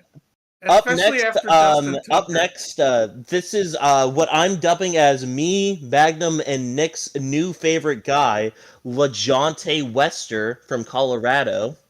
And then Why? Why? the game He went off. yesterday, those Went fucking off last night. plays. Yeah. From Virginia Tech offensive line and Aeneas Peebles, corner from 6th round pick cornerback from Rutgers, Robert Longerbeam, and last but not least, offensive line Garrett Dellinger, LSU. I swear these people sound like names from like Key and Peele I was just sketch. about to say. I noticed. I fail to notice some of these celebrities every year. Chad Zachary Chaddington, whatever the fuck it's called. Le Carpetron Duke Marriott. The Carpetron. No. I'm coming up with the fucking Family Guy skit. Fucking. Purple stuff. Yeah. Oh yeah, guys, did you see that the Ravens ended up signing fucking tank top gay face? What? You don't know the Family Guy bit? You don't know the Family? Yeah. We're like Stewie and Brian are like at the Kids' Choice Awards. They're gonna sign Crazy Face from Guardians. Oh no, they also signed Andy Colorado and Lombard Montague, fucking Chad Zachary, Zach Chadwick, Chad Chaddinson, C Zachary Chad, and Starburst featuring NYTFH $.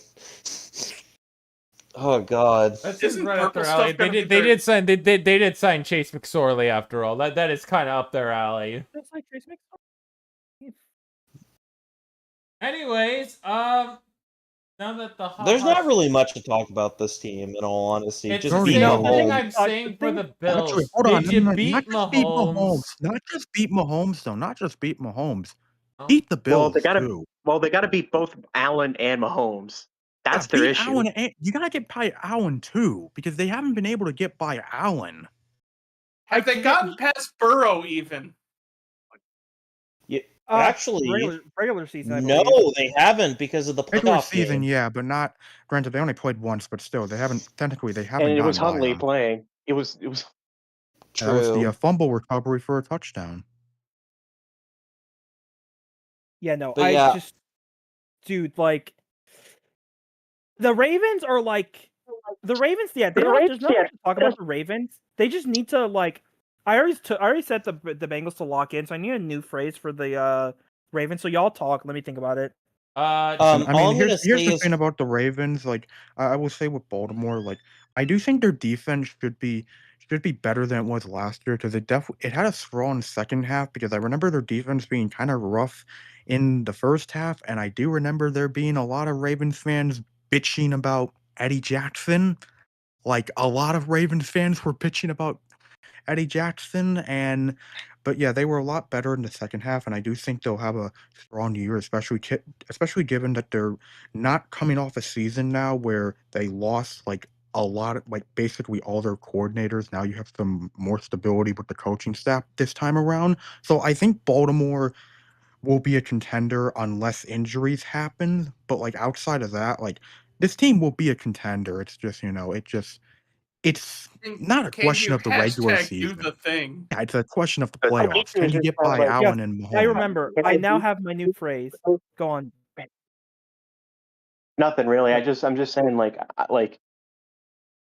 you've shown me nothing about if you can make it in the playoffs, man. Like the farthest you've gone is when you got fucking shellacked by Mahomes in the conference championship. Like I don't like you need to show me something. Like put up or shut up, you know? I mean, they did. can't Here's believe- the thing: they did put up, and they were in that game. Except it's just Zay Flowers decided to be a moron, and Lamar Jackson had a playoff performance that people associate Lamar with. I got it, chat. I now have my I have my message to the Ravens. Not Pittsburgh, Jesus. Baltimore Ravens. Good. Stop giving head and choking. Take head. And but my phrase for the Ravens today: more poop games. More poop games. Poop more.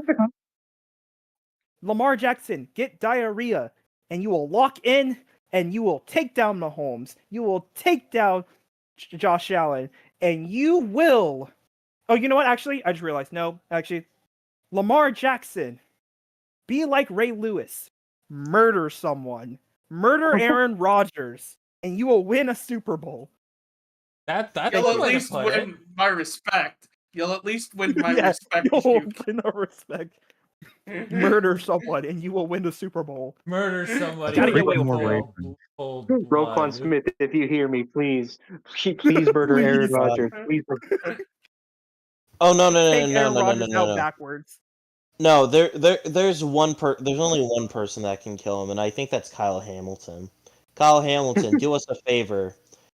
On the sidelines, it can be a complete accident, but run into Deshaun Watson, hit the other knee, hit the other knee.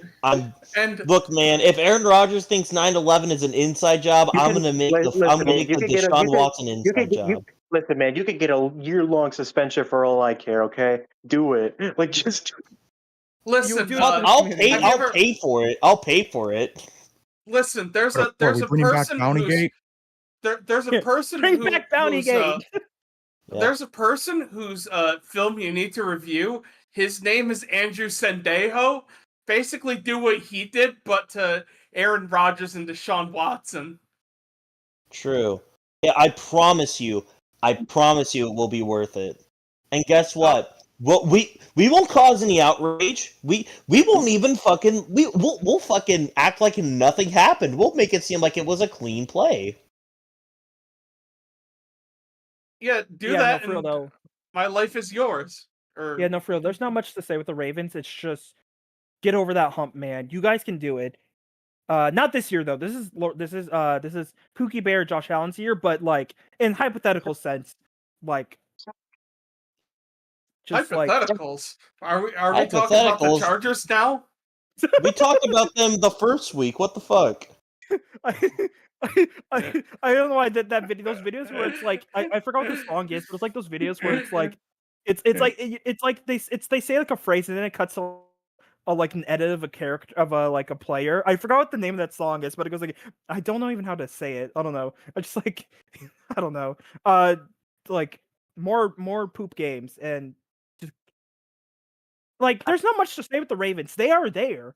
They just need to just get over that hump. They just need to listen. Yeah, we know who they are. We know who they are. We know who you and, are. Listen, this is your chance to be turned into 006 Peyton Manning and beat the demons.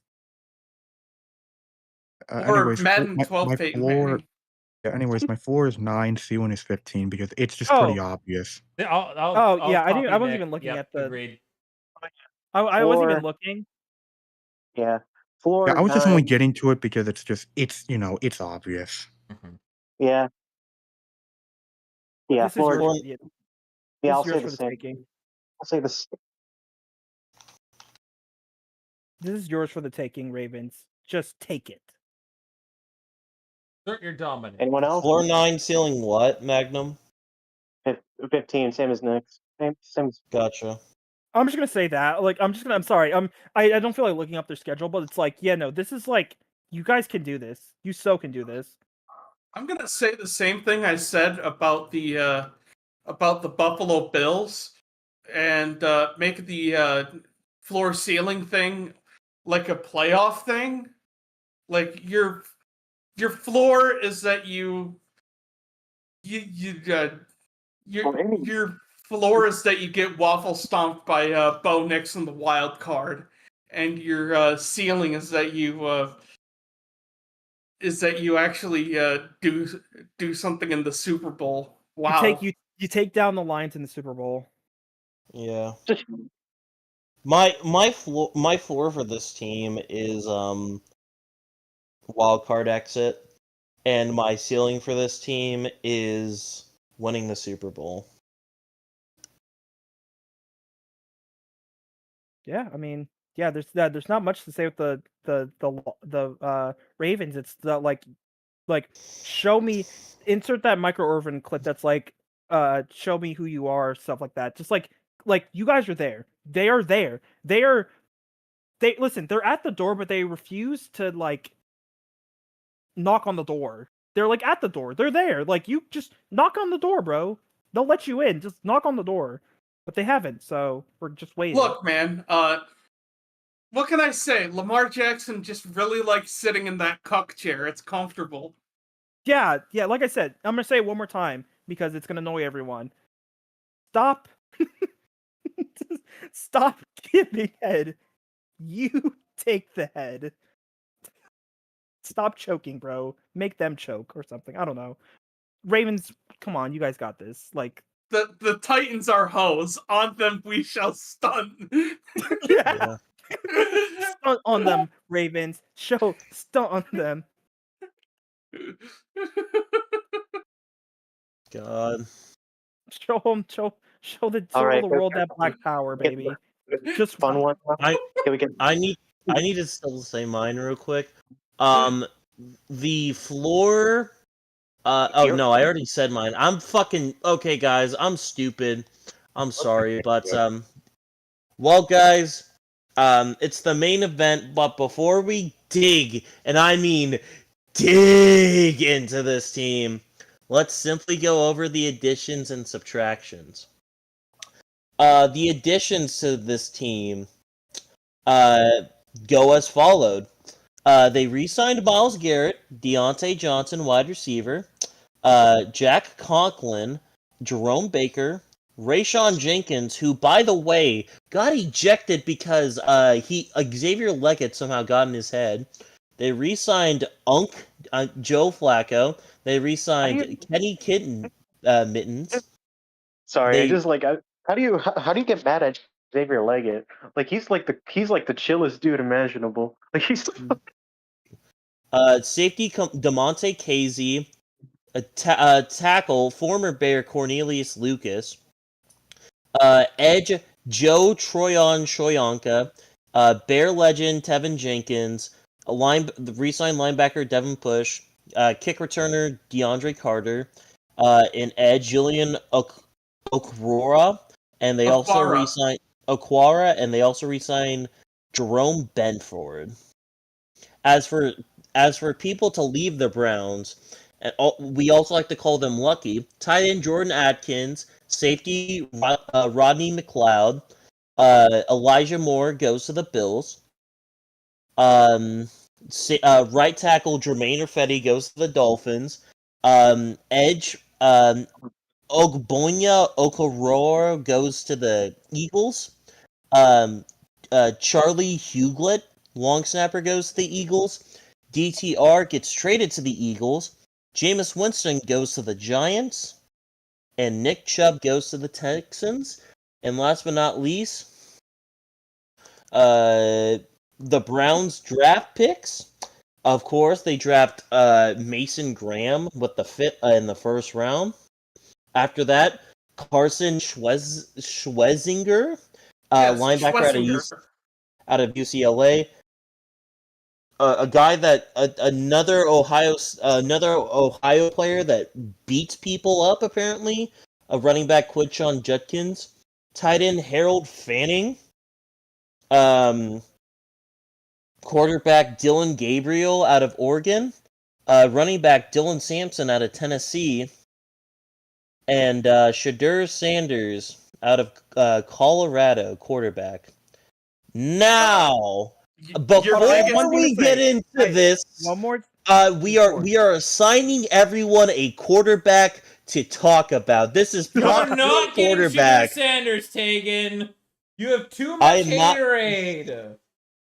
I am giving myself Shadur Sanders. No, Taegan. No. You're not. No one's No. getting We're gonna do a wheel. I'm joking, but I am going to say we are going to talk about each quarterback individually because I feel like that's funny. And the first quarterback we're all gonna talk about, you know him, you hate him, and we hope that he dies. Deshaun I'm Watson. not saying die. I'm saying die though. But I have one thing to say before we start. You'll say die. I have one thing to say because I saw this is a video I saw on TikTok a long time ago. Real men don't rape.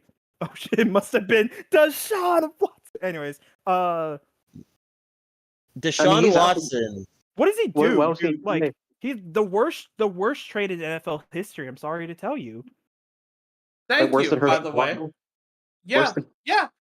We're free. I'm still saying Herschel Walker's the worst trade. Houston has to win a Super Bowl for me to say that to dub it the worst trade. The Cowboys won a Super Bowl as a result of the Herschel Walker trade. It's still possible. It's in the top 5. Okay. Well, let me say this is the worst PR in a while. Just like Deshaun, man. Did you hear how Browns fans? Did you hear how Browns fans were reacting when Deshaun got carted off? They were cheering. They loved it. It's like not only is it the PR, it's that you're stuck with him. You are stuck. He is a cancer. He is stuck. The only way, like he's stuck. You have to keep him. No one's going to take over that contract. No one's going to take over that publicity. Like they're probably going to cut him. Like you're in cap hell. Yeah, you can cut him, but like that PR is still gonna you're still gonna have to deal with that PR nightmare. The fact that Deshaun Watson got a fully guaranteed contract is a blight on humanity. It is like I said before. Man, he robbed them blind, dude. Like Jesus Christ. If you saw the reactions when he got injured, if you saw the reactions when Deshaun got injured, you would think Hitler died again. Listen, that's what it looked like. Listen, Chad, listen. You can be a Diddy all blood and get all that money, bro. Deshaun Watson's just living the dream. Apparently, your reputation is scoring through the earth. It's like yeah, you did so much good for the Astros. Jesus, I was gonna make an Astros joke, but you did so cool for the Texans and all that stuff. But no. We're only gonna remind you of 2017 Astros. The Astros being trash cans. The Deshaun Watson. Stop right there. Deshaun Watson should live in a trash can. Listen, you know what? I think just for Deshaun Watson, let's just do what Draw Play Dave does and just put him in like an asylum cage. And that's what he is. Just put him in his Browns. I can't it's the PR and all that money you gave to him, and you are stuck with him. Like they're gonna say the QB room is this, and this. Oh yeah, and Deshaun Watson's here because we can't move him. He's an immovable boulder, and there's no amount of syphilis will get him away. No amount of syphilis will get. I mean, unfortunately. Did you mean to say Sisyphus? Yeah, Sisyphus. Yeah. Sorry, I say yeah. No amount of syphilis is gonna get him away. And that wouldn't make sense. That wouldn't really make sense either. So I don't. Listen, Syphilis, bro. again. There's nothing they can. Deshaun Watson is a very not so cool person. Not I wishing mean, what death else on can you him. say? You know? What Yeah, else? but like he's not playing this season. He's stuck on their QB room, and if he's like counts as a QB, which I don't think he would, you're No, down he's to already only on having, IR, I think. He's Yeah, on he's yeah, but IR. it's like IR. you're He's not stuck with gonna him. play for Cleveland ever again. He's done. Like you're stuck. Uh, Listen, Cleveland. Listen, Cleveland. Come back. Come on, Cleveland. Come back to the. We need come and talk, Cleveland. Hey, Cleveland Browns. Nice to know you. I'm Cross Renren. You. I hate the way that you talk. I hate the way that you walk. I don't know what is wrong with you. Why would you do that? Yeah. If Watson Why? got a weird case, why is he around? Yeah. You know what, Browns? My phrase for you: you're not like us. That's Say corny. Browns. That's corny. No, That's but corny. say Browns. You employ. Say Browns. I heard there's a kicker. You need another Didier blood? We got you. Hey, who's the owner of the Browns right now? Yo, Watson, I got you. Yeah. Wait, who's the owner? Who's the owner of the Jimmy Browns? Haslam. Jimmy Jimmy Haslam. Okay. Here's my phrase for the Cleveland Browns. Haslam, I hope you're not on the Epstein files. That's my phrase, because you sure do love to employ Didier bloods. Anyways, that's all I gotta say about Deshaun Watson. Holy fuck. Anyways, Deshaun Watson, go fuck yourself. You're never playing in the NFL again. I never want to hear your name ever. You're gonna get cut probably early in the offseason by the Browns as a post June 1st to save some money in the cap. Could you just imagine? take the cap hit. This year is a tank year. Win a game. If you don't win a game, I'm gonna laugh because it's the same shit again. It's a song that never ends. It keeps going on, my friends. If Deshaun Watson gets cut, do you think they're gonna do like a thank you Deshaun tweet? No. Do you think they can? No. They are. No. If They they are. did that, Give him the- that would They'll be give him that the would Aaron be the Hernandez worst. treatment. No, Just that give would him be the- worse. That would be worse than the fucking the Raiders I can breathe tweet.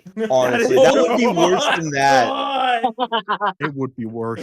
That's so But here's the thing: wrong. when he gets cut, they're gonna give him the Aaron Hernandez treatment. Let's not lie. What was the Aaron Hernandez thing? What did they do? And you don't know who Aaron Hernandez? no, what Aaron? No, I'm saying, what did the Pats do? What did they like? What was the post they made? Like, so I know what the I don't even know. equivalent is. I'm They not, just, I'm not even sure what I don't even. Like, I think they're Yeah, just all I erasing remember them. really. Yeah, they just erased them. Like I remember them saying, like, I do remember something where it's like, yeah, they had like they had a clearance thing where it's like, hey, like if you want to return your Aaron Hernandez jersey, you're free to return it. Please return it. Listen. All I'm saying is listen. Oh yeah, Listen. I mean the Sean, you're Ravens not also getting. did with Ray Rice. The Ravens also did. Oh Listen. God. Yeah, Browns, what are you doing? Like, why would you do that? Like, why? The Browns had so much respect of the NFL, and they decided to piss it away you could have been because just they the thought losers. Baker Mayfield was a mid-tier quarterback. Yeah. Hey. Here's the thing. Here's what I will say. I just want to comment on this because this is the only thing that I think. This is the only thing that can be said about Cleveland where I can somewhat understand something from their perspective. Here's the thing. I get that Baker was never going to turn into... Like, Baker was not going to be what he was in Tampa Bay in Cleveland, if we're being honest. But let's be real. If your second option from getting rid of Baker is Deshaun Watson, you are fucking up. That is a horrible... That is the horrible second option. I think the thing with Baker Why is make your left was because he played through injury, you know? If he didn't play through injury. I agree. It's just I'm saying more like Baker really got a free break leaving Cleveland. Like he really benefited from leaving Cleveland. Which good for him. Go on, Magnum. The fact that Baker became like like one of the best quarterbacks is just so it's like poetic justice, you know. It's poetic. Listen, I need that video. I need that this is for really Nick and Taegan. I need Baker to do the equivalent of that video of what Jim Cornette did. I forgot what he was talking about, but the Jim Cornette shit list. Yeah, no, where he's like, I want to piss on someone's grave. I want Baker to do that. Yeah, he's gonna piss on the Browns' grave. Yeah, I like. Hey, Browns again. Come back. One more thing. I promise. One more thing for Deshaun. Browns, come back. Come back here. Come back. Come back. Let's talk. Baker Mayfield. I think being bad is worse. I think being bad is better than no one liking you. You could. Everyone's like, oh, it's the Browns. They're losers. I'd rather be a loser than then say he's a Diddy all blood. Like I'd rather be a loser than be that. Okay. That's all. That's my final thing on Deshaun Watson. My final thing is that I'm gonna reiterate what I said about like if I were one of his offensive linemen, I'd beat the shit out of him. I mean, I hope Deshaun Watson, all your career earnings are flushed away in a crypto scam. Yes. I hope What- you're in the. what was that I you hope, s- I hope you. I Well, hope you're in the Grok crypto scan that's coming. well, I hope you going pay fr- for Twitter Blue. well, guys, going from one of the most hated quarterbacks to the most why are you here quarterbacks? We have Kenny Pickett, which Oh, Kenny yeah. Pittman's. Aw, what is he doing? Like, what is? I don't hate him. No one hates Kenny Pickett. He's just kind of just there. He's like, so weird. So he's like, what was the time? So what was the timeline? Like they traded for Pickett, then they signed Flacco, right? then Yeah, they yeah. traded DTR. No, DTR was to get Pickett. It was a swap. Yeah. They swapped. Yeah, they Ah, swapped. They hey, swapped. hey, the Browns, two. can you stop wife swapping? That's really like, if you want to be in a polyamorous relationship, just say it, okay? You don't have to like say, "Ooh, he's looking kind of Well- fruity." Like, just. Well, I like, mean, considering the fact that they signed Deshaun anyway, kind of shows that they're kind of freaky out people anyway. Yeah, you Kenny can't Pickett kill a is like, freak. yeah, Kenny Pickett is just like, what does he do? Because like, here's the thing, Kenny Pickett's probably getting cut. Like once preseason's done, he's probably gonna get cut. The QB room is most likely gonna be Flacco, Dart, and not Dart, whoever they draft. See, I don't even know who the guy they drafted before Shadur is. we'll What's get his to name? him Gabriel. later. We'll get to Dylan him Gabriel. though. We'll get to him later. Yeah, their room's gonna be Flacco, Gabriel, and Sanders. If Sanders doesn't have any good What, you think- options. Well, you think Pickett's like not gonna last or something? I don't know. Do you Pickett's think- just like kind of like, I don't know. Maybe It's I just think like- he's the I mean, backup. apparently he was doing well. He was doing well in training camp, but he got hurt. So now it's unknown what's going to happen with him. All I Dude, know they is are- that if Kenny Pickett, it will be so funny if Kenny Pickett somehow starts the game for the Browns and it's against the Steelers. Yes. God, that would be, and he wins. That would be great. Yeah, like, there's nothing bad to say about Kenny Pickett. Like, he's not a bad person. He's just kind of not really good at football, but like, he's all right. I had nothing wrong to say about him. I'd like him. I wouldn't mind him in my blunt rotation. I'm gonna be Yeah, I honest. wouldn't mind him. Like, he can even be invited to the cookout. Kenny Pickett is the guy who's just there because he was invited, and like Yeah, you don't yeah, he's hate the him, but you're just surprised that he's there. Like he's the designated driver. Like, you don't care about him, but you just don't want to be like arrested. So he's gonna drive for you. Kenny Pickett, when he goes to a party, he's the one that drinks Coca-Cola and doesn't drink beer. He just Yeah, he's oh, not so one Kenny Pickett's just He's not me. one person in that friend group that doesn't talk. He's not one. Hey, he's just a Yeah. chill dude. He's Oh, just a wait, chill he's dude. the one. He's the This is fucking crazy. chill guy meme. He's the chill. No, Yeah. Kenny. No. I have a better one. Kenny Pickett is a guy that like wakes up on Sunday and like goes to his like small town like pasture church that's out by 10 o'clock, so that way he can get home and cook his brisket for football. Yeah, so it's like okay, so But yeah, far no. for the Browns quarterback room, we have Diddy and we have Chill Guy. Yeah.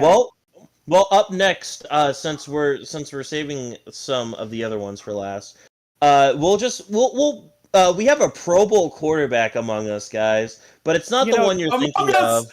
Oh It- yes. We have Snoop Huntley. What? Yeah. Snoop? Oh, yeah, Wait, he's- they actually did sign? Wait, they actually have 6 Yeah. QB? They do. Yeah. Dude, come back. I hate doing. It's not letting people. Browns, come back here. What are you doing? I mean, if 6 anything, QBs? One of them's Anything gotta work. Snoop Huntley didn't Yeah, one of even, them's gotta like- work. Look, they'll just do it like this. First QB to throw an interception, we're putting the next one out. If he throws an interception, we throw the next one out. If he throws an interception, we throw the next one out. No, Browns, like comeback Browns, like 6 QBs on your roster. You talk about listen.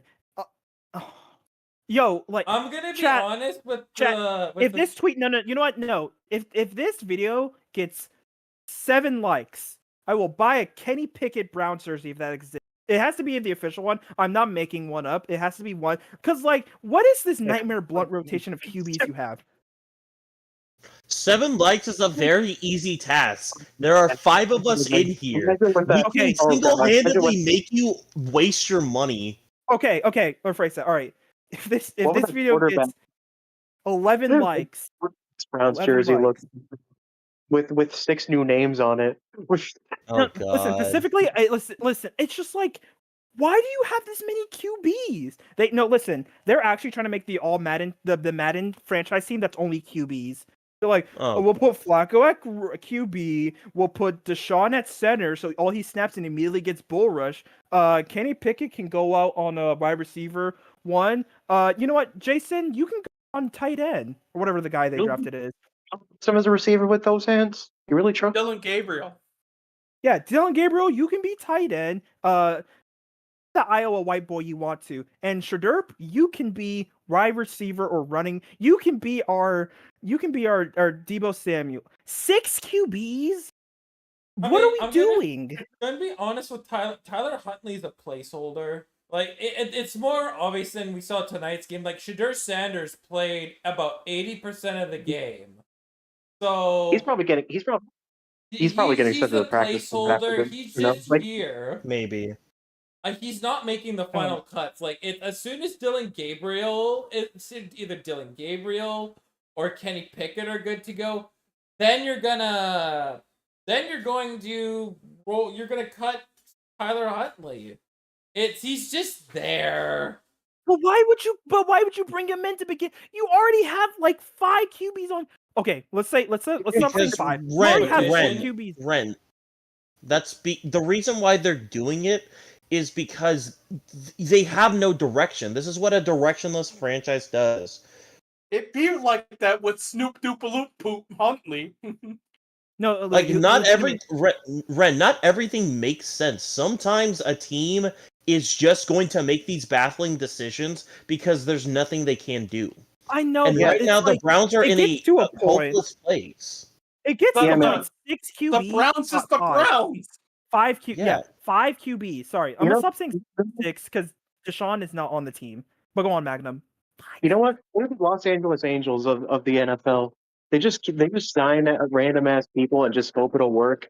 They have the money. They could spend it. That makes sense. I get what you're saying, Taegan. Like the mindless, but this is absurd. 5 QBs. You do not need. There are like children you're protecting Africa. Joe Flacco. Kenny Pickett's hurt. Dylan Gabriel's hurt. So you realistically only have one quarterback. But why did you draft 2 QBs then? This isn't like a. It's RG3 a Browns thing. It's a Browns thing. why it Meet happened. the Browns. It's a Browns thing. It is like all the people. I'm okay with drafting 2 QBs because there's sometimes it works. Example: RG3 and Kirk Cousins. Can you imagine how relieved that Washington drafted Kirk Cousins? They would have been super irrelevant. It's a situation where it worked. You slightly, and it's very slightly, increase your chances of finding a potential franchise quarterback if the raw potential is there. That's why you do it. I mean, is it a good move? Together. No! But there's cases where it has worked. It's just they drafted them so close together. Like RG3 was a first rounder, I believe, and Kurt was like a 4th rounder. Like there's difference. I think they went from 3rd rounder pick to 5th rounder QB. It's like you know what? I'm pretty sure Shadur was at the behest of the annoying orange. Hello. Magnum had something to say, guys. We gotta No, he calm didn't. down. Yes, No, he he did. didn't. Fuck Shut you. up. Shut up. Let Magnum speak. I'm sorry. That. I wanted to say something. From Luke, what you said about like the RG3 and Kirk Cousins thing, like the thing is that like it was clear that what the plan was. You know, they were expecting RG3 to be the future for the Blue ones. They have a quarterback that they expected to be the future to be injured and shit. Like they signed Joe Flacco, like a veteran presence, and then they traded for Kenny Pickett, which is like a reclamation project, and then you draft two other quarterbacks, and then you sign another. I'm going off of Like also a little bit of what Nick said. It's the very Cleveland Brown thing. It is, you know what you had. You knew that DTR wasn't it. So you're just looking for options right now. And I think what the Cleveland Browns plan, like they said what their plan straight up was in the offseason last year. They were going to completely revamp their quarterback room. It's revamped. It's not a good quarterback room by any means. It is a revamped quarterback room. My It's question. revamped on cocaine. Mm-hmm. It's like, I'm not revamped saying what in the is same way good. that I'm saying what you do basically. You increase your chances. You knew Deshaun Watson wasn't gonna play. They knew like after he had gotten surgery, they knew that he was rehabbing his injury. They probably, when the word came out, when it said, "Hey, we're probably gonna have to revamp their quarterback room," they probably knew that something might have happened to Deshaun Watson. Because like I don't think you revamp it that aggressively if low key you knew that Deshaun Watson wasn't gonna play again. And my thing with the Cleveland Browns, I'm not saying that because you take two QBs, it's an instant success. I say your chances increase. Very slight. Yeah. It's very, very slight, right? And I mean, I looked at tonight. I mean, Shedeur Sanders did just fine. He didn't blow me away. He did okay. And and again, that's just today. Tomorrow's gonna be game film and practice. And if you are Shedeur Sanders, you have to win practice every single day. And from what we have heard right now, so far, is that the competition between Dylan Gabriel slightly ahead, but we've seen how bad Dylan Gabriel has been. So,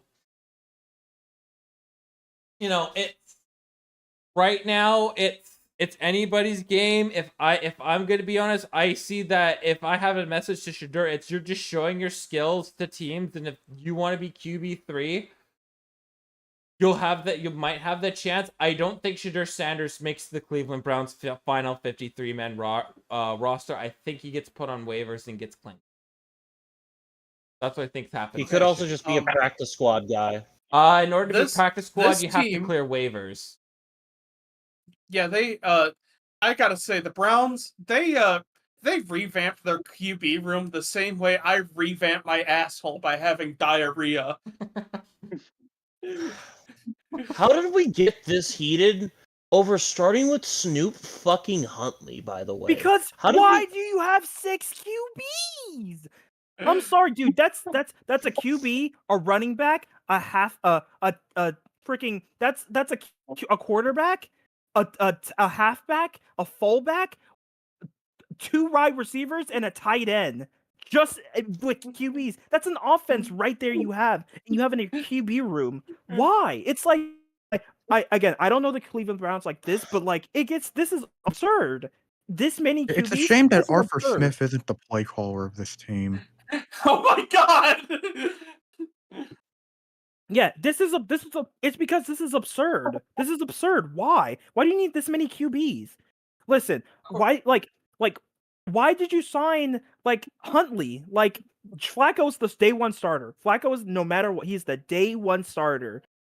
Then like why?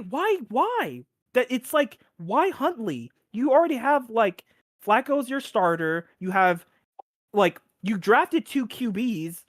Like, because listen, someone's got to be in the cuck chair. You're just adding more people to the cuck chair.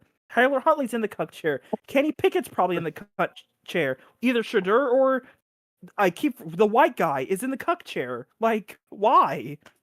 Again, the White fact that guys you're getting expecting the cucked Browns again, to be SMH. confident is a part of the reason why I'm kind of baffled at what you think, because the Browns are not at all competent at all. It's a Browns thing. I'm Like gonna I keep said, saying again, it. I don't It's know a it. I don't. Browns thing. It may be, but like 5 QBs fighting for a job is absurd. I just think having 5 QBs is a lot. It is. When you already and here's have, the thing, when you already have, you're not wrong. when you already know Ren. who your You day are one starter is. 1,000% right. You are 1,000% right.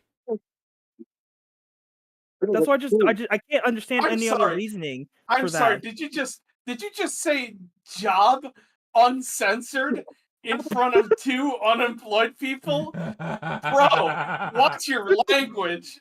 Sorry, let me Wow. rephrase that. Let me Wow. say, There's let a me few rephrase things. that. You have 5 people vying for the option to be paid.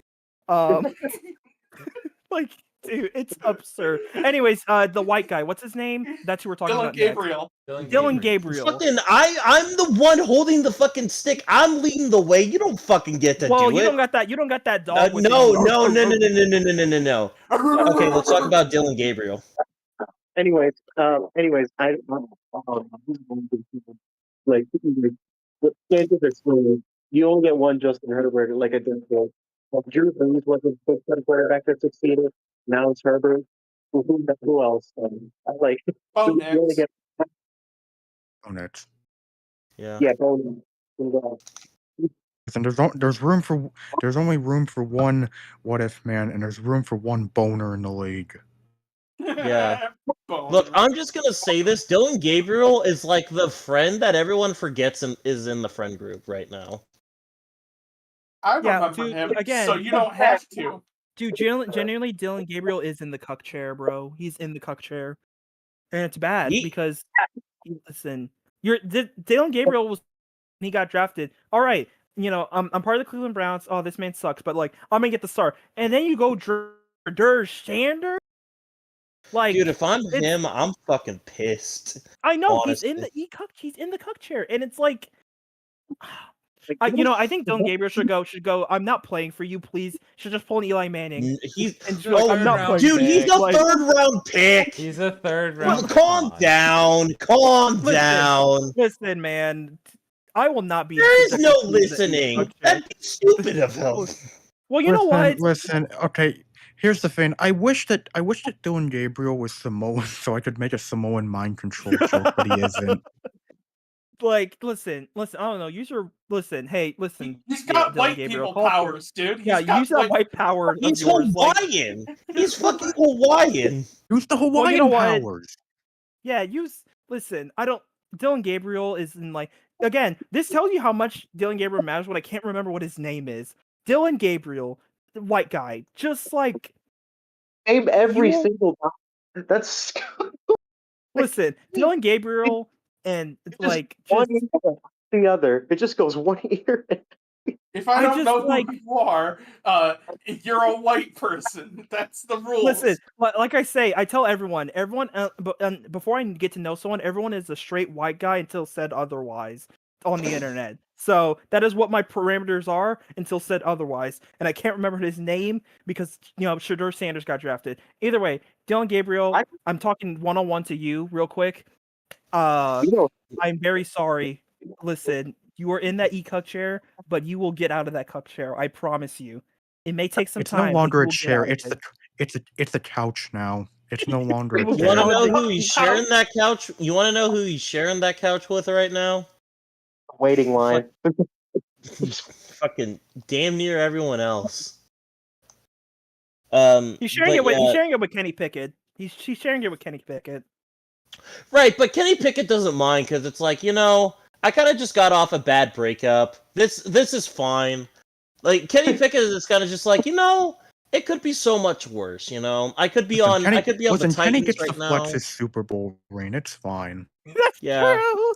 Legitimately, Taegan walks in and goes like, "Hey, Chad, being a backup isn't that bad." And he's like rattling his fingers around. fucking What's up? that QB room has a combined amount of 2 Super Bowl rings. I just realized. Oh shit, you're right. Oh God. Holy Listen, shit, the you are Browns have right, two- man. The Browns have 2 Super Bowl winning QBs on their roster. They're going places. Don't They're tell going them who to- places. They're going to hell. That's where they're going. Yeah, no, Hey, that's my look, summary. Mountain. Yeah, that's my summarize of Dylan Gabriel. He's in the he's in the cuck sofa. I mean, the only benefit that Dylan Gabriel has, he was taken in the 3rd round, and cutting somebody in the 3rd round is absolutely maddening, but it's also that's so Cleveland to do. So At this point, it's like a cuck apartment. Hmm. Cuck apartment, and the only thing on the TV is the dude plowing your wife. Yeah, the dude on screen is Shadur Sanders with a starting QB. When it's the on the just on the TV screen, it's Joe Flacco QB1, Shadur Sanders QB2, Deshaun Watson QB3. Just to rub Deshaun's listed that even though he's not playing, Deshaun is listed as the 3rd QB. It's just like, hey, no, this ESPN, like, with Mel Kiper talking about, like, bigger Sanders. God. Well.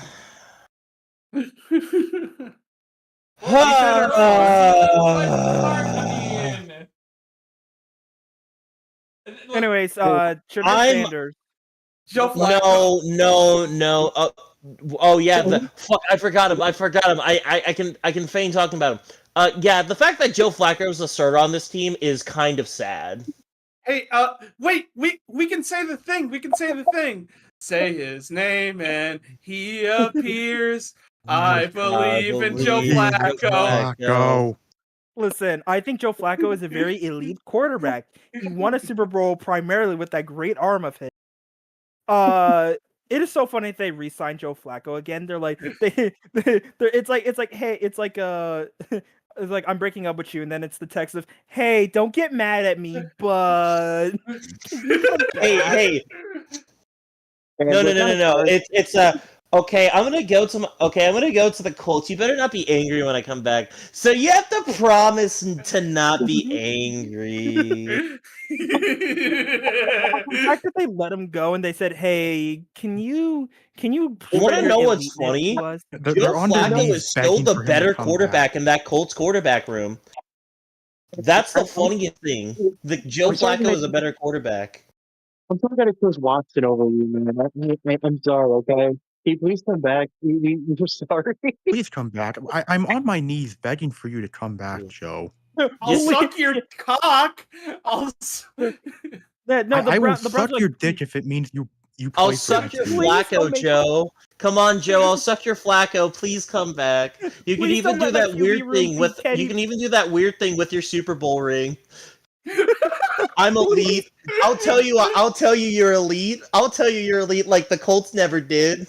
Remember that one time in LA you threw all those touchdowns? Let's make that magic again. And the dude's just at this point like, you know what? I'm already at the point in my career where I'm just playing with house money. Why not get my rocks off consensually while I'm at it? Fuck you, Deshaun. Yeah, no. Listen, okay, random thing I thought of, is Myles Garrett very gullible for signing that contract with the Browns? No. Why the fuck would you? I would, if I was getting paid $50 million to be on the Browns. You know what I'm doing? I'm blazing the Browns every moment of every day. I'm gonna say, I've never been in a more loving place. This has been one of the greatest franchises in history. I'm so glad I get to play for such a historic team. Yeah, we're about to make North Korea PR look like nothing. Dude, and he's gonna do the whole press conference, just thinking to himself, okay, that Deshaun guy, that's just Black Joe Flacco. That's Black Joe Flacco. No. He's gonna go there and be like, Deshaun Watson is a quarterback and he plays for our team. He's a guy. Joe Flacco. It's like. Yeah, I'm not gonna mention. My Christian favorite Waddle, part but, about like, Joe, my favorite part about next year's Deshaun gonna be Watson like- is next being year's able gonna to be like, work with there's him no every practice, so that way I can sack next him. year Miles is gonna be like, next year's gonna be like, there's no such thing as Deshaun Watson. There never No. was. So again, they're not even. He's not gonna say his name. He's just gonna say QB4. Yeah, that QB4 guy just doesn't say his name. Just Yeah. says his number. Number 4. Yeah, Anyways, Joe Flacco is a very elite quarterback. He is the starter for the Cleveland Browns. The fact that Joe Flacco is a starter at age 40 is insane. Honestly, the fact that Joe Flacco like has a job is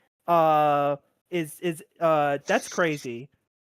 Listen, chat, to all you un-job people, look at Joe Flacco. He shows that even in his day and age, you can still get a job. Oh yeah, Magnum, you might have to fix your mic. It's a little muffled. It sounds like you're talking through your butt. Speaking of butt, let's talk about Shedeur Sanders. Wow, what No, Ren, you just don't get to meander into this. You're not the goat. You're not the big host, man. I'm the big host, man. I have to do my long dramatic speech, my long awe speech, and go, well,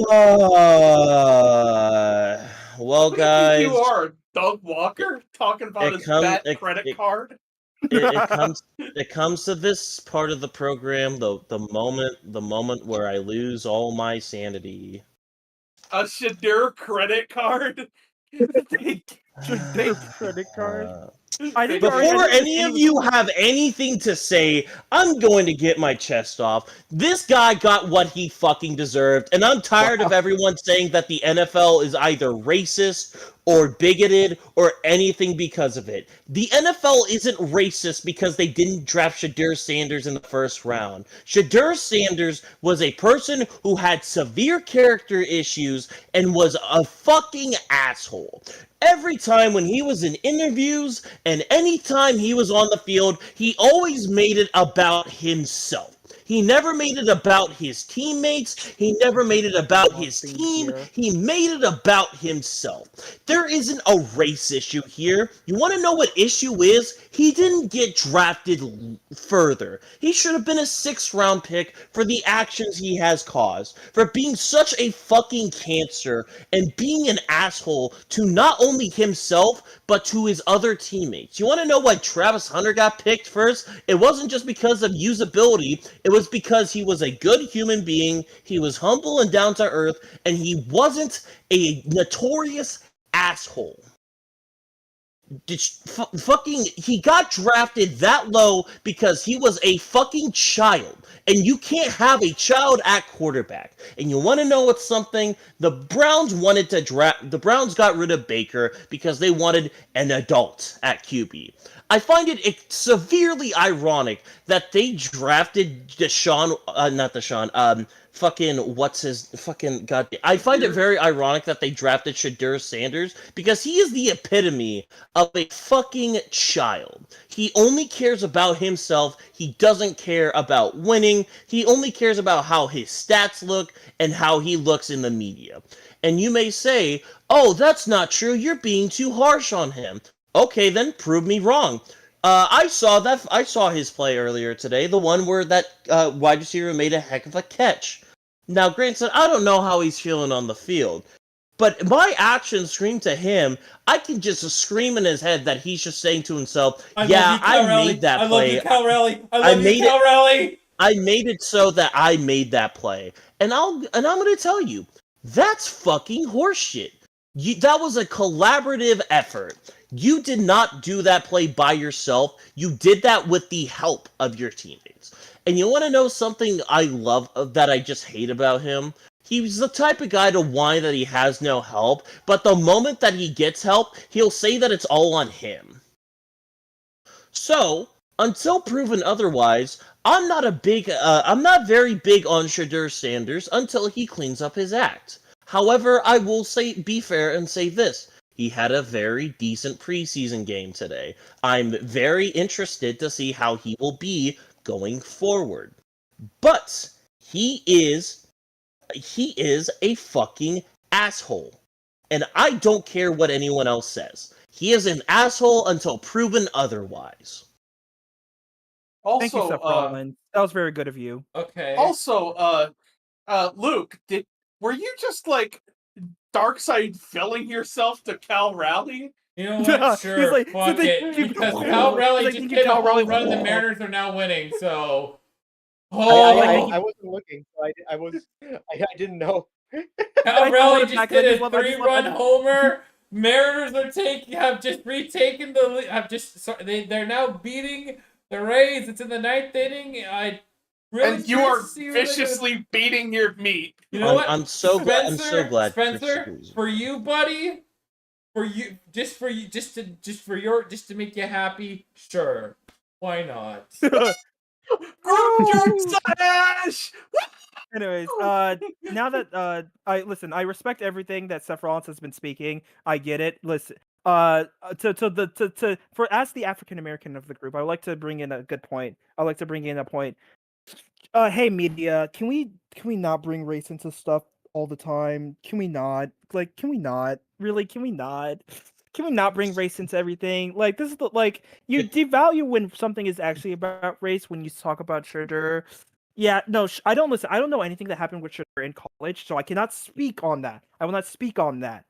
I think it was just the character issues and who his dad is. It's not about race. Let's please not bring race into this. It's really not. It's not because he's a black man. I heard this on the radio, and both me and my dad groaned. It's not about race sometimes. Not all the time.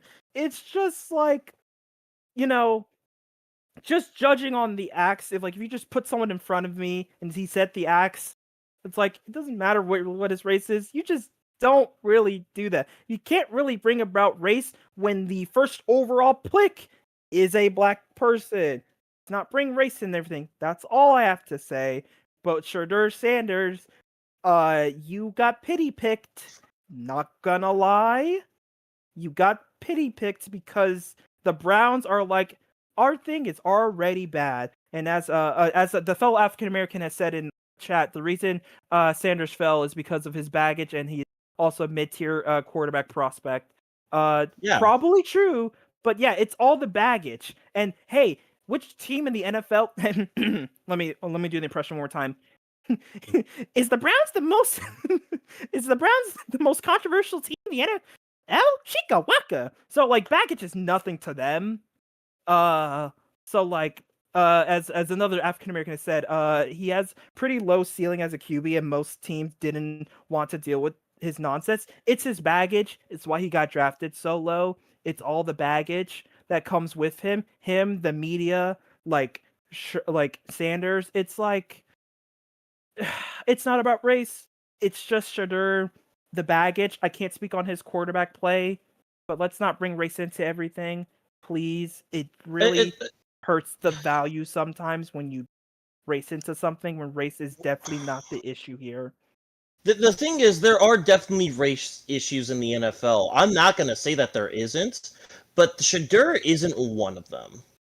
Yeah, it's not Shadur. Let's not bring race into I was the media. I was just gonna be like, yeah, Shadur isn't what makes the NFL racist. There are several other reasons why the NFL is racist. One Look of at them the being Brian Patriots. Flores. Look Listen, at the all you Patriots. gotta do. There's so many. There are plenty of other examples you can look at. Shadur does not need to be the example, especially considering that the baggage issues that everyone has talked about. Baggage issues. With Shadur, his attitude, the fact that he was playing for his father, his infamous father, in Deion Sanders. And look, I know, it seems a little, little something of me to really bring up Dion here, but we cannot deny that Dion absolutely had an impact here because most people, when they see 100%. Shadur, they see someone with attitude problems, but they also see someone that is kind of how do I say it? He's a daddy's boy. How do I put it? That's kind of And what there's he nothing is. wrong with Did that other that. Sanders dude? Did his other son get drafted? I forgot. No, he was Shiloh? undrafted. Shiloh went undrafted, but he did get signed. He gets It would be signed. different if Chris is right. It would be different if it was like in a good to elite level quarterback. But the issue is he just wasn't. He was a decent prospect on He's the thing. He was a decent prospect. I do think there's talent there because you can watch Colorado games and you can tell that, yeah, the dude can be talented, very much so. It's just, it's not enough talent to, you know, take away the baggage claims, take away, like, to have to deal with the attitude or, deal with the entitlement that comes with having Dion's son play for Deion Sanders. Like, it's just, it's not enough for that. Like, and I feel like another reason is, we've seen this media shitstorm before with the Cleveland Browns from someone that was even more talented and, was a Heisman Trophy winner.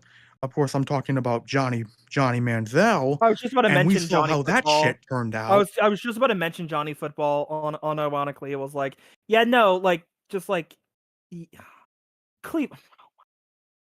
See, I was Dude, gonna, and s- like and I like was gonna Johnny say, Manziel you is know, Johnny Manziel was way more talented in college football. He won a Heisman for a reason, but he was an even bigger shit show off the field for reasons that have been well documented. and I was gonna Yeah. say that, there. If you want an actual example of what it looks like when a QB's draft, a QB like stumbles in the draft purely for reasons of the color of his skin, look at Lamar Jackson in 2018. Yeah. Now, I fucking. feel. Oh, Taegan, actually go. I'll go after you. Now, I was gonna say this. For the most part, with the whole Lamar thing, a lot of his knock was, these people felt that he was better at Running a back. fucking any other position other than quarterback, and that is an inherently racist thing. You can't say that when the guy won a fucking Heisman. He was a Heisman Exactly. winner. Yeah, But I think I don't know if there's like, here's the thing. I think definitely there is definitely some inherent racism to it, but also a whole lot of fucking stupidity to that. Because like as Taegan Yeah, it's said, like he won a Heisman. Like, he won a yeah. Again, fucking Heisman. Come on now. one of the thing too, like there wasn't a whole lot, not like everybody said. It's more like it wasn't a race thing. It was more of they wanted him as in a different position. They felt like he would succeed in a much different position based on what he was able to showcase for that, and just purely because of that, that's why he fell, and that's gonna be a thing just on scouts, is that you can't just go based off of, hey, you should probably be in a different position. No, he stuck to his guns, and he was right the entire time, and the Ravens saw that in him, and they drafted him. Paid off. It's probably one of the greatest draft hits of all time. Like, that is like a grand slam. If you're able to find a franchise QB late in the first round, it was a great move by the Ravens, trusting and again, they trusted what Lamar Jackson said. What Lamar Jackson must have said to them in interviews. They must have really liked what he said, and they took him in the draft. And it's the importance of interviews, people. You are interviewing for a job. That's the part of a draft process. a job. Right? It's you're interviewing for a it's job. I don't care if it's offensive to say. I'll say skill issue. Right? Oh yeah, and also like like we talked about like the attitude problems, and of course, the interviews Dak was a where it better was value pick. the interviews where it was reported that he bombed them really badly to the point where I saw people making tweets theorizing that he was saying something you would expect Kanye to say in those interviews. Yeah, it's like it's character. It's character. It's like that's why he fell. Was that he which is very surprising because your father is while your father is a bashful, very unapologetic type of person, Dion should have told him like, hey, some things you just should not say it to the media, because the media and the scouts are who's gonna get you to where you are. Let's be real. Yeah. The media is going to get you Friend. to where you are. So if the media likes you a lot, you're going to go up. No matter if your talent, if the media in this day and age, if the media likes you, your draft stock goes up. So if you don't do well with the media, your draft stock goes down. And unfortunately, he didn't do well with the media, so his draft stock went down.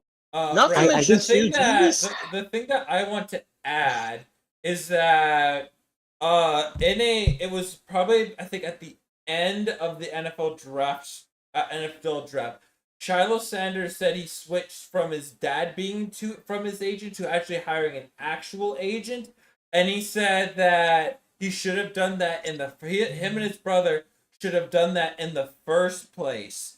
They didn't have his dad was their agent, and his dad must have given them some horrible advice for him to slip that. I was just gonna say, it's like a regular boomer. I just want to say real quick, I remember too when Shadur went on not Shadur, but when Dion went on a podcast and said he would fucking Eli Manning his son. Yeah, You that's are a not gonna fucking work. dumbass. Yeah. Yeah, Anyways, Magnum, but what's Shiloh is just a kind of decent safety. I don't know. Like, I just can't imagine like what he said in those interviews that made people just say like we do not want listen, he pulled a low taper god, low tier god and slapped low taper god. he slapped his meat on the table and said keep seasoning it.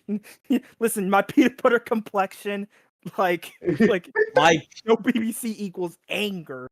oh my Draft god. me. You serve zero purpose. You should kill yourself now. What I don't fucking get is like legitimately the whole Shadur Sanders Dion thing is summed up into one big thing. The dude came off as a cancer. The talent didn't justify the cancer because you want to know why? Look at Mike Green. Look at the allegations he had. But he was so talented that the Ravens said, fuck it, let's get him in the second round since he's still there. Meanwhile, you look at a guy like Shadur, who has some talented things on paper, but does the talent justify the cancer he is? Because all I see is a egotistical asshole who's only focused on getting stats. I guarantee you, this man does not care about winning Super Bowls. He cares about winning MVP and Player of the Week. Which, if that's what you want to win, all for you. But that's not what NFL teams. The Arena Football League is for you. Anyways, let me make a joke real quick that will appease Spencer here. If you are a quarterback that your talent, if you're not the next Peyton Manning, you're a middle tier quarterback. In interviews, you better be on your knees sucking that daily to get that. Like, you need to be gobbling that thing. You need to be the nicest guy ever because they'll go, yeah, his talent may not be there, but he's a vibes guy. Like, he's for the vibes. Be a vibes guy. If you suck at QB, be a vibes guy because they'll be like, you know what? I'm just gonna say, if you suck at QB, better get sucking at DICK. Yeah, but like even then, Chris, like even with Mike Green having criminal allegation, that really just shows that talent will 9 times out of 10 overcome the cancel you are. Yeah, it's like what was said in Tree's video. Like it's like what was said in Tree's video, like about the whole Justin Tucker situation, where it really does sum up how the NFL views stuff like that. But I will say it again, I think a lot of what really hurt Shadur outside of bombing those interviews is the fact that he's associated with Dion. Those attitude problems are associated with him having played for Dion as his head coach and Dion only as his head coach in college. So it's like, people or like the NFL will look at that and they just look at this guy. Okay, he has talent, but he also has so many attitude problems. And the only coach he's played for in college was his father. We don't like this. Yeah, it's just it's so tiring. This close to the prime objective, man. We were this close. Shadur is just he was a guy where the talent wasn't there for NFL people, and even if the talent was, it wasn't enough to justify the kind of person he is on the off the field. Like, character issues are a bitch. He's upgrading massively coaches. Yeah, I guess. I Character agree. issues are a bitch. So is your mom. Stefanski does clear like Dion. Dion in like Colorado, he coaches in the Big 12 for a reason. You can call 4 verts every play, and as long as you have talented athletes, 9 times out of 10 you'll come down with it. That one time is an interception, but like it's fucking. It's fun, is what it is. Yeah, it's annoying. Like Shadur is the epitome of hype moments in Aura. He is the hype moments in Aura player of the year. Fuck, even Damn, player of you the hate decade. hype moments in Aura, dude. Holy shit. No, I don't. I'm literally a Bears fan. All I have is hype moments in Aura. I look at Caleb Williams against the Jags. WWE, we know all about hype moments in Aura. Yeah, motherfucker lost to Kansas. True. Yeah. He also almost lost to Baylor, who was dog shit last year, and got bailed Well, out they by made a a bowl fucking game. Hail Mary. Yeah, they Made a bowl game. Mm-hmm. I thought you were They were gonna dog say shit they year almost prior. lost to North Dakota State. I was trying to say, Yeah, we're that gonna was say that game. That game was a lot closer than it should have been. I think at the end of the day, with Shadur Sanders, you can't, like, he did good today, but you can't just win today. You have to win tomorrow and the next day and the next day and the next day and so on and so forth. That's how you're gonna get staying power in the NFL. And you're just hoping that the message has been sent to him because, regardless of how much we bitch about this, regardless of what we say, the reality is that, like, there is the biggest media shitstorm with the Browns, and that's saying something with how many media shitstorms the Browns have had. He is the talk of the Cleveland Browns, regardless of where he places in that quarterback room. And that's not going to change because that is the situation that the Cleveland Browns brought upon themselves. It's sort of like a Johnny Manziel situation, like no matter what you do with him, he's still going to be on the news, like. Yeah. Also, I still think Shadur Sanders only got drafted because Trump went on Truth Social. Allegedly, it was the confirmation that they said is it was the GM that pulled the trigger on the move. That's what they've confirmed it. I don't believe it, but then again, I mean, look at the draft. The Eagles were going to trade up to get Shadur Sanders, so Shadur Sanders was going at some point, probably a couple picks after, had Cleveland not taken him. Eagles were interested. Imagine Shadur with Nick Sirianni. Oh my god! I just felt but the game already off. Well, Jesus Christ! I almost got it myself. I guess that does come to question. Because I saw Chris say that it's better. It's not a worse QB room than the Saints. Ironically, I don't even think this is like a bottom 3 QB room. Like, it's pretty bad, but I think this is definitely better than whatever the fuck the Colts trot out. It's definitely better than the Saints, and I could reasonably argue that it is better than fucking whatever better than fucking my brain wants to not work right now for some reason. I think this is the worst PR QB room, and only because of 2 people in that QB room. Pure PR wise, the Deshaun and Sanders are the reason why that's the worst. People may say that's the worst QB room just for PR reasons. It's better than the Titans QB room just because Cam Ward hasn't played a down of football in the NFL yet. As Josko says, imagine if the Browns hired Dion as the next head coach. Oh, Jesus. Wait, I think the real one is when we did the division previews with Draw Play Dave last year. Do you know how close that was to becoming true?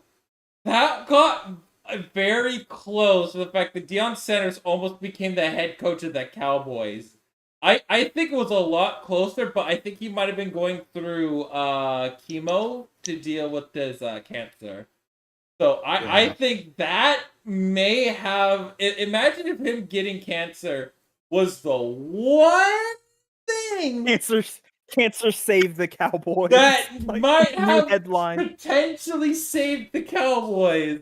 No, I just need the MLB, not the MLB. Whatever that. What's the name of that one Twitter account that has the funny graphics? I need that. I need that, but it's just like cancer Oh. saved. Like Oh yeah, what is that? Yeah, Big Three. Yeah, that's the one. Yeah, Big Three. no, because I just have the one. I just have that one image saved of it's ML of football. Caleb.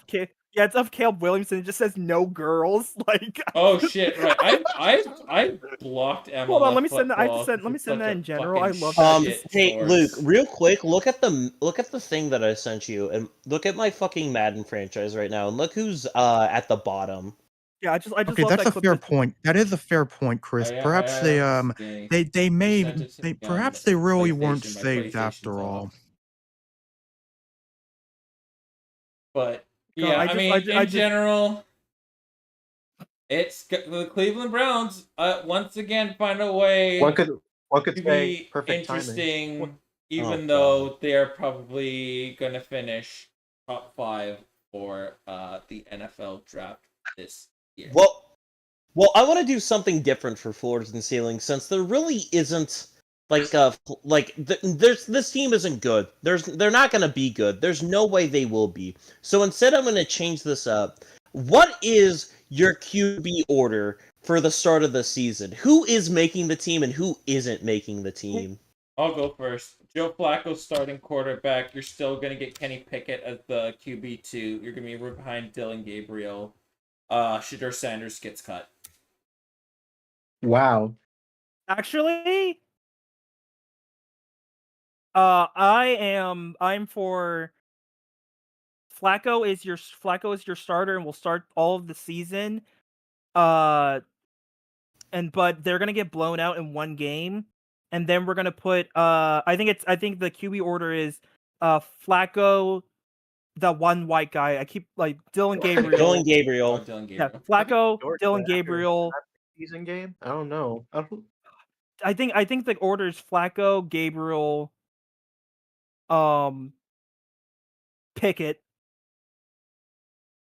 Flacco. Chris said Flacco, Sanders, Pickett, Gabriel. Sanders is not QB2. Sanders. I think Sanders is the person that gets. I think Sanders I think Sanders gets cucked. I think cucked. Well, no, I think Sanders gets cut. And cucked. No, Let's be listen. real here. I know you say Kenny Pickett's bad, but like, I would. Because I'm debating if. Okay, you know what? Okay, this is what I think. Save it for the next go round, because I want other people to get their picks. Magnum, give me yours. This is more just like a ranking of it, because Flacco's QB1. I don't know what's going to happen with him. I mean, he'll probably, as long as he doesn't get hurt, which for the Browns' sake, you hope he doesn't get hurt. I mean, Flacco will be QB1 for the majority of the season, but the rest of it is just a crapshoot, because something does tell me that Shedeur, if he's able to make it, he can rise up that ranking, because it's just, I just look at the rest of it and it's like it's not good. Like Kenny Pickett is a very beatable quarterback to beat out in camp, and also like someone like Dylan Gabriel who has that potential, but he's also, from all accounts, he's looked awful at training camp. So it's like I don't really know what's gonna happen here. And yeah, Tyler Huntley's just here for the fill a vibe. spot. He's just Jazz Chisholm at the All-Star game. Here for Oh, the yeah. vibes. Wow. Yeah. Magnum, who did you have? Yeah, Flacco's definitely starting. I want to say Pickett just because he has more experience. Then Shedeur. Then I think Gabriel gets cut. You think Gabriel's in the cuck chair? I just like, after I saw in that preseason game, I think Shedeur has it. You know, he has something at least. Yeah, and I don't know how much of that Gabriel's going to show. You know, he was good in Colorado, and I do believe he can be good in the NFL. He just needs to realize you're not in Boulder anymore. You know, you're not in Yeah. No, I get that, and I mostly agree with you. I have a slight tweak to mine. I think it's Flacco / Pickett. I get this sounds dumb, but I think what they're gonna end up doing is like the Texans did when Romeo Crennel / Lovie Smith was running the team, where they had Davis Mills in on some passing plays, and then they had, I think it was Kyle Allen or something, in on some running plays. I think what will happen is for some more mobile plays, they'll throw in Kenny Pickett, and then for like most stationary passes, they'll have Flacco in. I think the general idea is that they might use Pickett as a semi-gadget guy. I think Shadur is probably QB3. I think Gabriel is cut, but he's brought back on the practice squad. And I think worse comes to worse. I think Pickett overall is the QB3, but he is going to be the guy that does come in and do a little bit of offensive stuff. Okay. Oh, there goes Ren. He just said, "Oh shoot," and then left. How ominous. But yeah, Spencer, what's yours? Okay, QB1, that's Deshaun Watson, obviously. I mean, look at how much money they paid him. QB2, Shadur Sanders, because otherwise Dion will call them racist. You know, how can you call yourself the Cleveland Browns when you won't even have my son, who is a Brown man, be in the quarterback room? Then QB3, obviously we're gonna have to go with we're gonna have to go with Snoop Huntley, man. That everybody else gets cut, because let's be honest, this is the fucking Browns we're talking about here, and I wouldn't trust them to spell the word cat if I gave them 2 letters to start. Yeah. How on earth do the Browns go from lovable losers to a team that everybody's okay with seeing them fail? That's also hey Chris, could you do me a favor and just type in like the YouTube chat so we can put you as mod? I got it. I said, No, I got you. Perfect time. But Here. yeah, we don't have floors and ceilings here because hashtag what's that smell? But that was the AFC North. By God, is this division is like a fucking comedy set. Get it to him, get it to him, get it to him, get it to him. He's not. Gotcha. But yes, hashtag what's that smell for Cleveland? Come on, actually no. Come on out, you rapists for the Ravens. Come on out, you rapists for the Browns. Come on out, you anti-vaxxer for the Steelers. And God, someone help the Bengals. Help them from themselves. Set up an intervention. I'm sure, if they really put their minds and hearts and souls into it, they too can have a sexual predator on their roster. Don't give up, Cincinnati. Don't give up. Yeah, well, that's gonna do it for us today. Oh, guys, guess what? Next week we have our two-parter. Or, well, sort of two-parter. We have the NFC West first, and then we're going all the way on the East Coast for the NFC East with Draw Play Dave. So yeah, Josco, if you're not ready for tomorrow, if you're not ready for next Friday, get fucked. Get fucked. We're calling your number. Get ready to talk about Sam Darnold. And, the trick to doing a good Sam Darnold impression is to yell it from like right in between your mouth and your throat. That's what helped me impersonate Sam Darnold. I'll have a lot to say about the Seahawks next week. So I might have 2 preseason games to talk about with you in the middle. Or we'll see. Anyway, thank you guys so much for watching. We shall see you in the next live stream. Peace. Goodbye. Later, fuckers. Good. Yeah. Later, fucker.